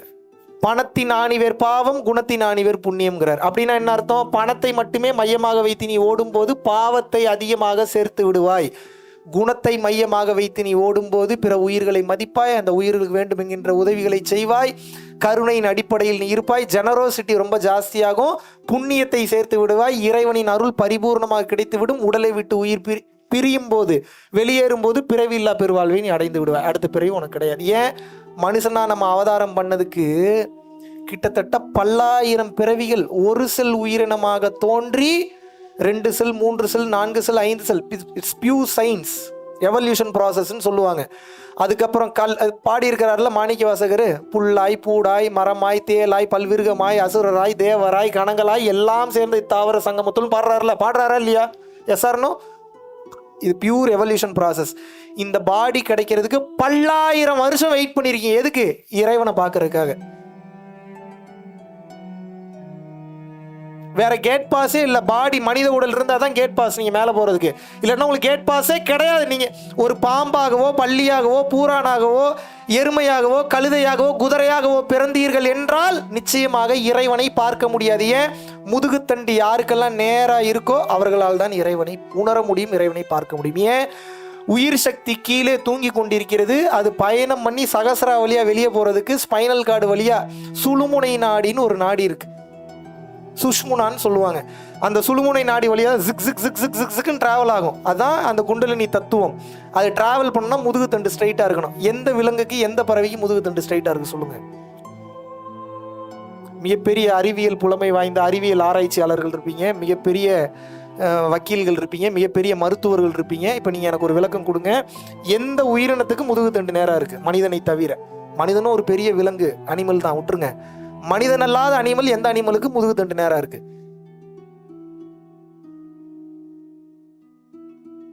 இப்போ எப்படி இந்த இப்போ தெரியுதா? அரிது மானிடராய் பிறத்தல் அரிதுன்னு நம்மளுடைய ஔவையார் ஏன் சொன்னாங்கன்னு தெரியுதா உங்களுக்கு? மனித பிறவி கிடைப்பது என்பதே மாபெரும் அரிய வகை தவம். அது கிடைச்சிருக்கு. எத்தனை 1000 வருஷம் வெயிட் பண்ணியிருக்கீங்க தெரியுமா அந்த பாடி கிடைக்கிறதுக்கு? 1 வருஷம் 2 வருஷம் இல்லை, எத்தனை 1000 வருஷம் வெயிட் பண்ணியிருக்கீங்க தெரியுமா? பாவம் அதிகமாக செஞ்சு தொலையாதீங்க, மாட்டிப்பீங்க. மீண்டும் டீகிரேட் ஆகிற கூட வாய்ப்பு இருக்கு. இன்னும் எத்தனை பணத்தை தான் சேர்த்து தொலைய போறீங்க? எனக்கு புரியலையே. இன்னும் எவ்வளோ தான் சேர்க்க போறீங்க? இப்போ நாங்கள்லாம் பணம் சேர்க்குறோன்னா ஒரு காரணம் இருக்குது. ஏன்? ஒரு மிகப்பெரிய ஒரு இடத்த கட்டணும். அந்த மிகப்பெரிய இடத்துல அருட்பெரும் யூனிவர்சிட்டின்னு ஒரு யூனிவர்சிட்டியை கொண்டு வரணும். அந்த இடத்துல அந்த யூனிவர்சிட்டியில் முழுக்க ஞான விளக்கத்தை பற்றி போதிக்கணும். இந்த உலகம் ஃபுல்லாக அதை பரப்பணுன்றனால இப்போ நான் பணம் சேர்க்குறேன். என் நோக்கத்தில் ஒரு நியாயம் இருக்குது. இப்போ உங்களுடைய நோக்கத்தில் என்ன நியாயம் இருக்குது? The intention behind the action is called karma. அப்படின்னா என்ன? கொலை செய்கிறது தப்பு இல்லையா? ஒரு தீவிரவாதியை கொலை பண்ற தப்பு இல்லையா? பேசுங்க. ஏதோ ஒண்ணு. என்ன தீவிரவாதியை கொலை செஞ்சா தப்பா? ஏங்க இப்போ உங்களில் ஒருத்தர் இப்போ ஒரு AK-47 துப்பாக்கி எடுத்து உங்களெல்லாம் சுடுறாரு. நான் அவர்கிட்ட போய், ஐயா தங்களை விட உயர்ந்த ஞானி இந்த உலகத்திலேயே நான் யாரையும் கண்டதில்லை, உங்களை திருப்பாதங்களை பிடித்து கேட்டுக்கொள்கிறேன், தயவு கூர்ந்து பெரும் கருணை கொண்டு இந்த உயிர்களை மன்னித்தருளும்படி கேட்டுக்கொள்கிறேன்னா என்ன பண்ணுவான்? முதல்ல ஒன்றை தாண்டா சுடுறேன்னு சுடுவான். இப்போ நான் என்ன பண்ணணும்? அவனை உரு தெரியாமல் அழிச்சிடணும். இப்போ நான் தீவிரவாதத்தை போதிக்கல. இந்த இன்டென்ஷன் இருக்குல்ல, பிற உயிர்களை காப்பாற்றணுன்றக்க அந்த உயிரை நான் எடுக்கிறேன். அப்போ அந்த ஆபத்திற்கு பாவம் இல்லை. அந்த ஆபத்திற்கு பாவம் இல்லை. இப்போ இதெல்லாம் உச்சகட்ட தத்துவம். எல்லாரும் AK-47 துப்பாக்கி எடுத்துட்டு சுத்துங்க, கத்தி எடுத்துட்டு சுத்துங்கன்னு சொல்ல, நல்லா புரிஞ்சுக்கணும். உங்களை லாக் பண்ணி வச்சுட்டானுங்க. எதில்? சட்டத்திட்டங்களை போட்டு சட்டத்திட்டங்களுக்குள்ளேயே நீங்கள் வேற எதை பற்றி சிந்திக்க கூடாதுன்னு லாக் பண்ணி வச்சுட்டான். ஆனால் ஞானம் சட்டத்திட்டங்களுக்கெல்லாம் அப்பாற்பட்டது. சட்டத்திட்டங்களுக்குள்ள இருக்கிற மாதிரி நடிக்கணும், ஆனால் உங்களோட மனம் சட்டத்திட்டங்களுக்குள்ளேயே இருக்கக்கூடாது. ஏன்? எங்கள் லிமிட்டேஷன் லயபிலிட்டிஸ் வந்துருச்சுன்னா எங்கே ஆனந்தம் வரப்போகுது? ஆனந்தமே எல்லையற்றது, பறந்து விரிந்து கிடப்பது, எதற்கும் அடங்காதது, எதற்கும் கட்டுப்பாடு இல்லாதது, அன்கண்டிஷனலாக இருக்கக்கூடியதான் ஞானம். அதுதான் பேரறிவு. அப்போ நீங்கள் அதுக்குள்ளேயும் உட்காந்துட்டு இது தப்பா அது தப்பா, இதை பண்ணக்கூடாது அதை பண்ணக்கூடாதுன்னா அப்போ நீங்கள் சிக்கிட்டு தான் இருப்பீங்க. இதுக்கு தான் ஞானம் வரணும். ஞானம் வரணும்னா என்ன பண்ணணும்? இதற்கு பல வழிகளை சித்தர்கள் கண்டுபிடித்தார்கள். எதுக்கு? இந்த மனசை அடங்குறதுக்காக. எதுக்கு மனசை அடக்கணும்? மனசை அடக்கிறதுக்கு தான் இங்கே பிறந்திருக்கீங்க, வேற எதுக்கும் பிறக்கல. ஒன்று மனசை அடக்கி லாக் பண்ணி அழிக்க தெரியணும், இல்லை லாக் பண்ணியாவது வைக்க தெரியணும். அப்படி இல்லாட்டினா சுக்கு சுக்கா அழிக்க தெரியணும். அப்படி இல்லை அப்படின்னா அதன் போக்கில் பறந்து திரிய விட்டு காற்றோடு காற்றாக கரைஞ்சிட தெரியணும். ஏதோ ஒரு ரூட்டாவது பயன்படுத்தணும். எதை பற்றியுமே தெரிஞ்சுக்கலையே எதுக்கு இந்த வாழ்க்கையை நீங்கள் வாழ்றீங்க? உங்களை எதுக்கு நான் கீழே அமுச்சு வச்சேன்? நான் கேட்கல, இறைவன் கேட்குறாரு. என்ன கேட்குறாரு? உன்னை நான் எதுக்கு கீழே அமுச்சு வச்சேன்? ஆண்டு அனுபவித்து இதில் எல்லாம் உண்மை இல்லை என்பதை தெரிந்து உண்மையான என்னை தேடி வந்துவிடு என்பதற்காக உனக்கு இந்த உடலை கொடுத்து அனுப்பி வைத்தேன். கொடுத்த வேலையை உருப்படியா பண்ணியா?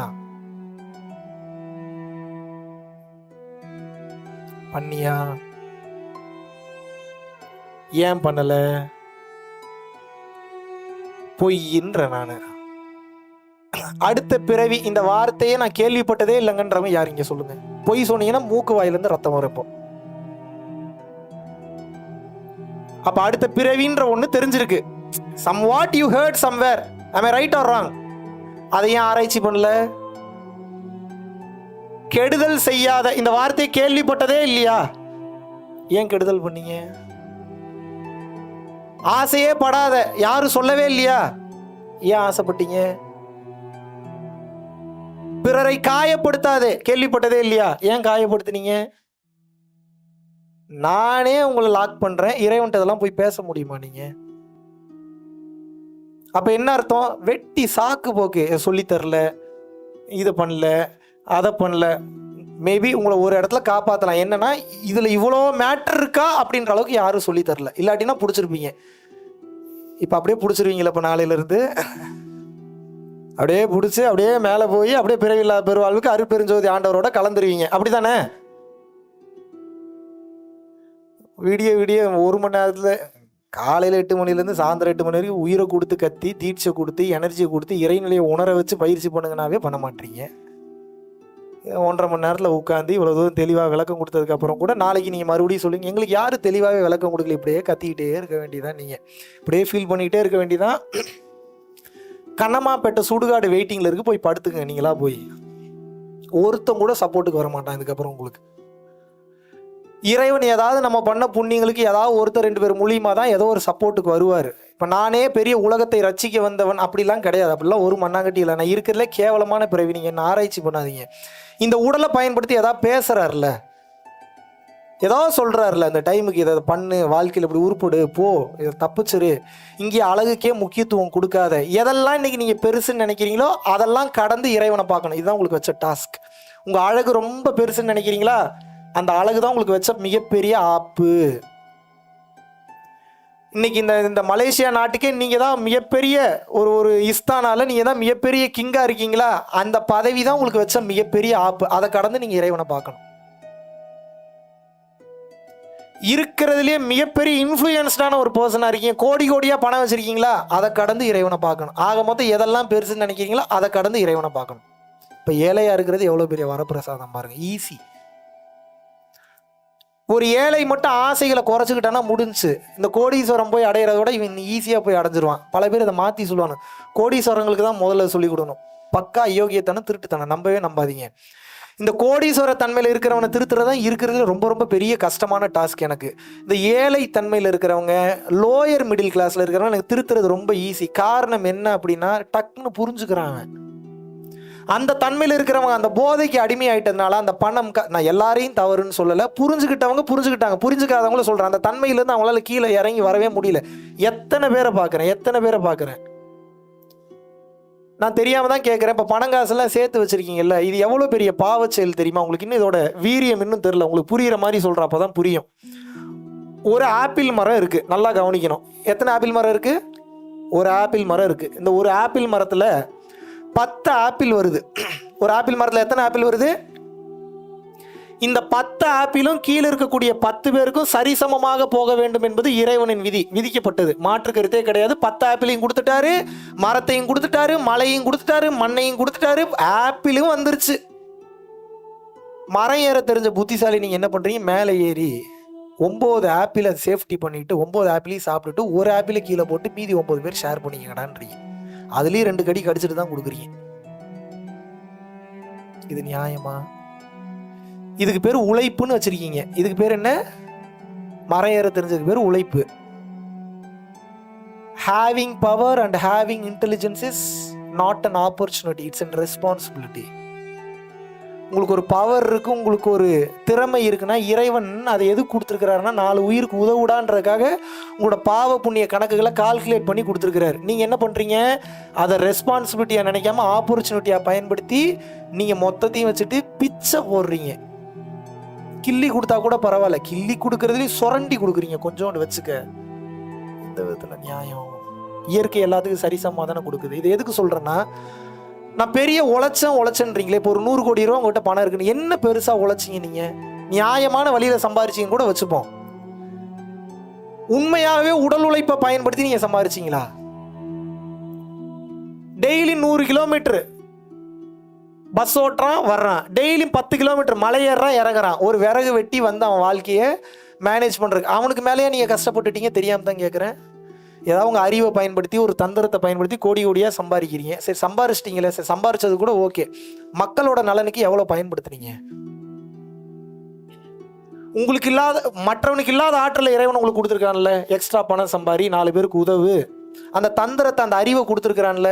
அந்த அறிவை நீங்கள் உங்களை நீங்கள் பரம்பொருள் ஃபவுண்டேஷனுக்கு 1 பைசா கூட கொடுக்க வேணாம். நான் சேலஞ்ச் பண்ணுறேன். விருப்பப்பட்டு கொடுக்கக்கூடிய நபர்கள் வேற, அதுக்குள்ளேயே நான் வரல. உங்களை யாரையும் நான் டார்ச்சரே பண்ணல. வந்ததுலேருந்து என் ஃபோட்டோ வச்சு கும்பிடுங்கன்னு ஏதாவது சொன்னேன்னா, நாளையிலேருந்து உங்களுக்கு வள்ளலாரை மட்டும்தான் உங்களோட சாமி குருநாதர். நான் என்ன சொல்கிறேன்? பிறந்ததுக்கு உண்டான வேலையை இன்னும் நீங்கள் பண்ணவே இல்லைங்கிறேன். இப்படியே போனீங்க அப்படின்னா இன்னைக்கு எந்த பவர்லாம் வச்சு ஒருத்தனை நீங்கள் ஆட்டி படைக்கிறீங்களோ அந்த பவரோட இன்னொருத்த வந்து உங்களை ஆட்டி படைப்பான். இதுதான் நடக்கும். இன்னைக்கு கத்துறீங்களே, கதறீங்களே, எந்த உயிருமே என்னை பாதுகாக்க வராதா? யாருமே எனக்கு உதவி செய்ய இல்லையா? என்னதான் நான் தப்பு பண்ணேன்? ஐயோ இறைவா, நான் என்னதான் பாவம் பண்ணேன் கேட்குறீங்கல்ல. அந்த பாவம் என்ன ஏதுன்னு கூட தெரிய வைக்காம உங்களை கொன்றுவார். இதுதான் நடக்கும். அது பாருங்க, இறைவனோட கால்குலேஷனை பாருங்க. எதுக்காக எனக்கு இந்த பிரச்சனைலாம் நடக்குது அப்படின்ற அந்த ஒரு ரீசன் தெரிஞ்சா கூட மனசு ஓரளவுக்கு ஏற்றுக்கும். சரி பரவாயில்ல, ஏதோ பாவம் பண்ணியிருக்கோம் போல, அதனால தான் பண்ணுறோம். அந்த ரீசனையும் காட்ட மாட்டார். எப்படி இருக்கும் இந்த நரக வேதனை? என்ன நினச்சிட்டீங்க? எப்படி வேணாலும் வாழ்ந்து எப்படி வேணாலும் இருந்துட்டு போயிடலாம் நினச்சிட்டிங்களா? நீங்கள் பிறந்ததுலேருந்து இப்போ வரைக்கும் பல கோடி ரூபா சம்பாரிச்சிருக்கீங்க. அப்படி இல்லைனாலும் பல லட்ச ரூபா சம்பாரிச்சிருக்கீங்க. அப்படிலாம் 10,000 ரூபா சம்பாரிச்சிங்க. அப்படிலாம் பல 100 ரூபா சம்பாரிச்சிருக்கீங்க. ஆக மொத்தம் சம்பாரிச்சிருக்கீங்க. எங்கேருந்து சம்பாரிச்சிங்க? செவ்வாய்கிரகத்தில் இருந்தா? இந்த பூமியிலேருந்து எடுத்திருக்கீங்க. பூமியிலேருந்து எல்லாத்தையும் எடுத்துட்டீங்க. கல் எடுத்துட்டீங்க, மண் எடுத்துட்டீங்க, செங்கல் எடுத்துட்டீங்க, வீடு கட்டிட்டீங்க, மரக்கதவு கட்டிட்டீங்க. கலர் பேப்பர்ன்ற பேர் தான் கரன்சி, அதையும் வச்சுக்கிட்டீங்க. எல்லாத்தையும் பதுக்கி வைக்கிறீங்க, பீரோவில் எடுக்கிறீங்க, போதா குறைக்கு பேங்க்கில் போட்டு வைக்கிறீங்க. இந்த பூமிக்கு என்ன நீங்கள் திருப்பி செஞ்சீங்க? இந்த இயற்கை தாய்க்கு நீங்கள் என்ன திருப்பி செஞ்சீங்க? உங்கள் பேரம்பேத்திகளுக்கு நீங்கள் விட்டுட்டு போகக்கூடிய சொத்து என்ன? காசு பணமா? கை கால் விளங்காமல் போயிடுச்சுன்னா என்ன பண்ணுவீங்க? உங்கள் பேரம்பேத்திகளுக்கு டச் ஷூட். கேள்வி கேட்குறேன், பதில் சொல்லுங்கள். உங்கள் வருங்கால சந்ததிக்கு நல்ல தண்ணி இல்லை, நல்ல வீடு இல்லை, நல்ல காற்று இல்லைன்னா இது நியாயமா நீங்கள் பண்ணுறது? நான் மட்டும்தான் இதெல்லாம் கன்சிடர் பண்ணேன். ஞானம்னா இவ்வளோதான் ஞானம். என்ன? இயற்கையை அழிக்கக்கூடாது, 4 பேர் நல்லா இருக்கணும், 4 பேருக்கு உதவி பண்ண, இவ்வளோதான் ஞானம். இதுதான் சத்தியம். இதுக்காக தான் நம்ம பிறந்திருக்கோம். ஆனால் நம்ம சுயநலமாகவே வாழ்ந்துக்கிட்டு இருக்கோமே, இது நியாயமா? நீங்கள் மட்டும் சுயநலமாக எல்லாத்தையும் சொகுசான வாழ்க்கை வாழ்றீங்களே, சந்தோஷமா? நீங்கள் சொகுசான வாழ்க்கை வாழ்றது பிரச்சனை இல்லை, இன்னொருத்தையும் சொகுசாக வாழவீங்க. அதான் மேட்ரு, அதான் விஷயம். நீங்கள் காஸ்ட்லி காடியில் போகிறது மேட்டர் இல்லை, இன்னொருத்தனையும் காஸ்ட்லி காடி வாங்குற அளவுக்கு அவனுக்கு தெளிவாக சொல்லி கொடுங்க. அதான் விஷயம், அதான் பக்குவம், அதான் ஞானம். நீங்கள் கோடி கோடியாக சம்பாரித்து மிகப்பெரிய வீடு கட்டுறது மேட்டர் இல்லை, இன்னொருத்தனுக்கு கோடி கோடியாக சம்பாரித்து இன்னொரு வீடு கட்டுறது எப்படின்னு சொல்லி கொடுங்க. அதுதான் பக்குவம். தெரிஞ்ச 4-5 தத்துவத்தை வச்சுட்டு ஒருத்தனுக்கு சொல்லித்தர மாட்டீங்க, 2-3 சீக்கிரட்டை வச்சுட்டு எவனுக்கு சொல்லித்தர மாட்டீங்க. இறைவன்கிட்ட நீ எவ்வளோ சீக்கிரட்ஸ் இருக்கும். தொட்டனை தூரும் மணற்கேணி மாந்தர்க்கு கற்றனை தூரும் அறிவு. சொல்லிக் கொடுக்க இறைவன் உள்ளுக்குள்ளே இருந்து புதுசாக சொல்லிக் கொடுப்பார்.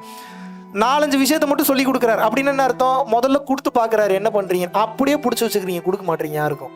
என்ன பண்ணுவார் அடுத்து இறைவன்? இறைவனுக்கு அறிவு ஜாஸ்தியா, உங்களுக்கு அறிவு ஜாஸ்தியா? நீங்கள் கொடுத்ததே 4 பேருக்கு கொடுக்கல, உங்களுக்கு எக்ஸ்ட்ரா வேற கொடுப்பாரா? நீ எப்படி கொடுப்பாரு? என்னால் எப்படி இவ்வளோ பேச முடியுது? 3 வருஷத்துக்கு முன்னாடி இருந்து இந்த ஞான ரீதியாக பேசிகிட்டு இருக்கேன், இன்னைக்கு வரைக்கும் எனக்கு கண்டென்ட் தீரல. நீ ஒவ்வொரு சத்சங்கம் வந்தீங்கன்னா புதுசாக தான் பேசும், ஒவ்வொரு கிளாஸ் வந்தீங்கன்னா புதுசாக தான் பேசும். ஏன்? ஆன் த ஸ்பாட்டில் பிறர் நல்லா இருக்கணும்னு நான் நினச்சி பேசுகிறதுனால என்ன அவர் கண்ட்ரோல் எடுத்துக்கிட்டு அந்த நேரத்துக்கு அவர் புது கண்டென்ட் கொடுக்குறாரு. மேபி ஒரு 20% 30% உங்களுக்கு பேஸ் ஸ்கோரை புரிய வைக்கிறக்கா சேம் கண்டென்ட் சொல்லுவேன், 70% புது கண்டென்ட் தான் வரும். இதுதான் இறைவன் செய்யக்கூடிய ஒரு மாபெரும் மாற்றல். தொட்டனை தூரும் மணற்கேணி மாந்தர்க்கு கற்றனை தூரும் அறிவு. ஒரு கிணற்றிலிருந்து நீ நீரை இறைக்க நீர் ஊற்று என்பது ஊறிக்கொண்டே இருக்கும். நீ அதில் நீரே நீ எடுக்கலைன்னா அது கேவலமாயிரும், வத்தி போயிடும். அப்படி இல்லாட்டினா பால் அடைந்து விடும், அப்படி இல்லைன்னா அசுத்தம் அடைந்து விடும். அதுபோல உனக்கு தெரிந்த விஷயத்தையும் ஞானத்தையும் அறிவையும் பிற உயிர்கள் நன்றாக இருக்க வேண்டும் என்று நினைத்து கொடுத்து கொண்டே இருக்கும்போது சுத்தம் வந்து அசுத்தம் விலகிவிடும். அப்படின்னா என்ன அர்த்தம்? இருள் விலகி இறைவனாகிய அருள் உள்ளே இறங்கிவிடும். புரியுதா? புரியலையா? எத்தனை கோடி ரூபா சம்பாரிச்சின்னு இறைவன் கேட்க மாட்டான். அத்தனை கோடி சம்பாரிச்சிடா எத்தனை பேருக்கு உதவி பண்ணன்னு தான் கேட்பான். நானே கேட்பேன், இறைவன் கேட்க மாட்டாரா? உங்கள் பிள்ளைங்க மட்டும் எப்படி பிற உயிர்களை நல்லா வச்சிருக்கணும்னு நினைப்பான். நான் எதுவும் தப்பா எதுவும் பேசுறேன்னா, தப்பான கேள்வி எதுவும் கேட்குறேன்னா, இல்லை தப்பா இருக்குன்னா இதெல்லாம் மாற்றிக்கடா, தப்புன்னு சொல்லுங்க, நான் திருத்திக்கிறேன்.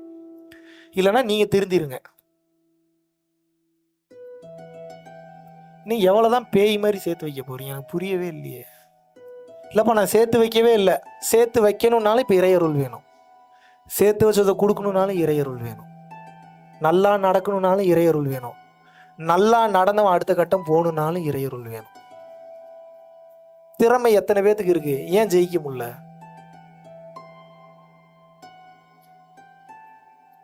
எத்தனையோ திறமைசாலிகள் இருக்கீங்க, ஏன் ஜெயிக்க முடியல? திறமை இருந்தால் ஜெயிக்கணும்ல, ஏன் ஜெயிக்க முடியல? திறமை மட்டும் வேலைக்கு ஆகாது. சுவிட்சு போட்டால் மட்டும் ஃபேன் ஓடாது. ஃபேன் ஓடணும்னா என்ன வேணும்? கரண்ட்டு வேணும் சார். கரண்ட் இல்லாமல் எங்கேருந்து சுவிட்சை போடுங்க? நீங்கள் 100 டைம் சுவிட்சை போட்டாலும் ஃபேன் ஓடாது. திறமை என்பது சுவிட்சு, ஹேப்பனிங்ன்றது ஃபேனு. அந்த ஹேப்பனிங் முழுசாக நடந்து முடியணும் அப்படின்னா கரண்ட்டுன்ற காரணகர்த்தா வேணும். கரண்ட்டுன்ற காரணகர்த்தாக்கு பேர் இறையருள்னு அர்த்தம். பரம்பொருள் ஃபவுண்டேஷன் அப்படின்னு சொல்லிட்டு நீங்க யூடியூப்ல போய் டைப் பண்ணீங்கன்னா 1500 வீடியோஸ்க்கு மேல வந்து நம்ம ரொம்ப கிளியரா மிகவும் தெளிவாக வெளிப்படையாக அனைத்து ரகசியங்களையும் வெளிப்படையாக கூறிவிட்டேன். ரொம்ப கிளியரா பேசியிருக்கேன். அந்த 24 hours சத்சங்லாம் நீங்க பாத்தீங்க அப்படின்னா எல்லாத்தையுமே பேசியிருக்கேன் அந்த வீடியோஸ்ல. சாப்பாடு இல்லாம தண்ணி இல்லாம கிளியரா கண்டினியூவா காலையில இருந்து நைட் வரைக்கும் பேசியிருக்கேன். நீங்க பாத்தீங்கன்னா தெரியும். அது போக ஏகப்பட்ட வீடியோஸ்ல ரொம்ப பிராக்டிக்கலா பல விஷயங்களை வந்து ஷேர் பண்ணியிருக்கேன். வாழ்க்கையில ஏதாவது மாற்றத்தை நீங்க மாறணும் இல்ல உங்க லைஃப்ல மாத்திக்கணும்னு நீங்க நினைச்சீங்கன்னா ஒண்ணு உங்க குழந்தைய பார்க்க வைங்க, இல்லைன்னா நீங்க பாருங்க. உங்க குழந்தைகளுக்கு தான் யார் என்பதை உணர வைங்க. தவறான பாதையில் 100% செல்ல மாட்டார்கள். அப்படியே சென்றாலும் தவறை உணர்ந்து அழுது வருது திருந்தி மீண்டும் சரியான பாதையில் பயணிக்க ஆரம்பித்து விடுவார்கள். நன்றி, வணக்கம்.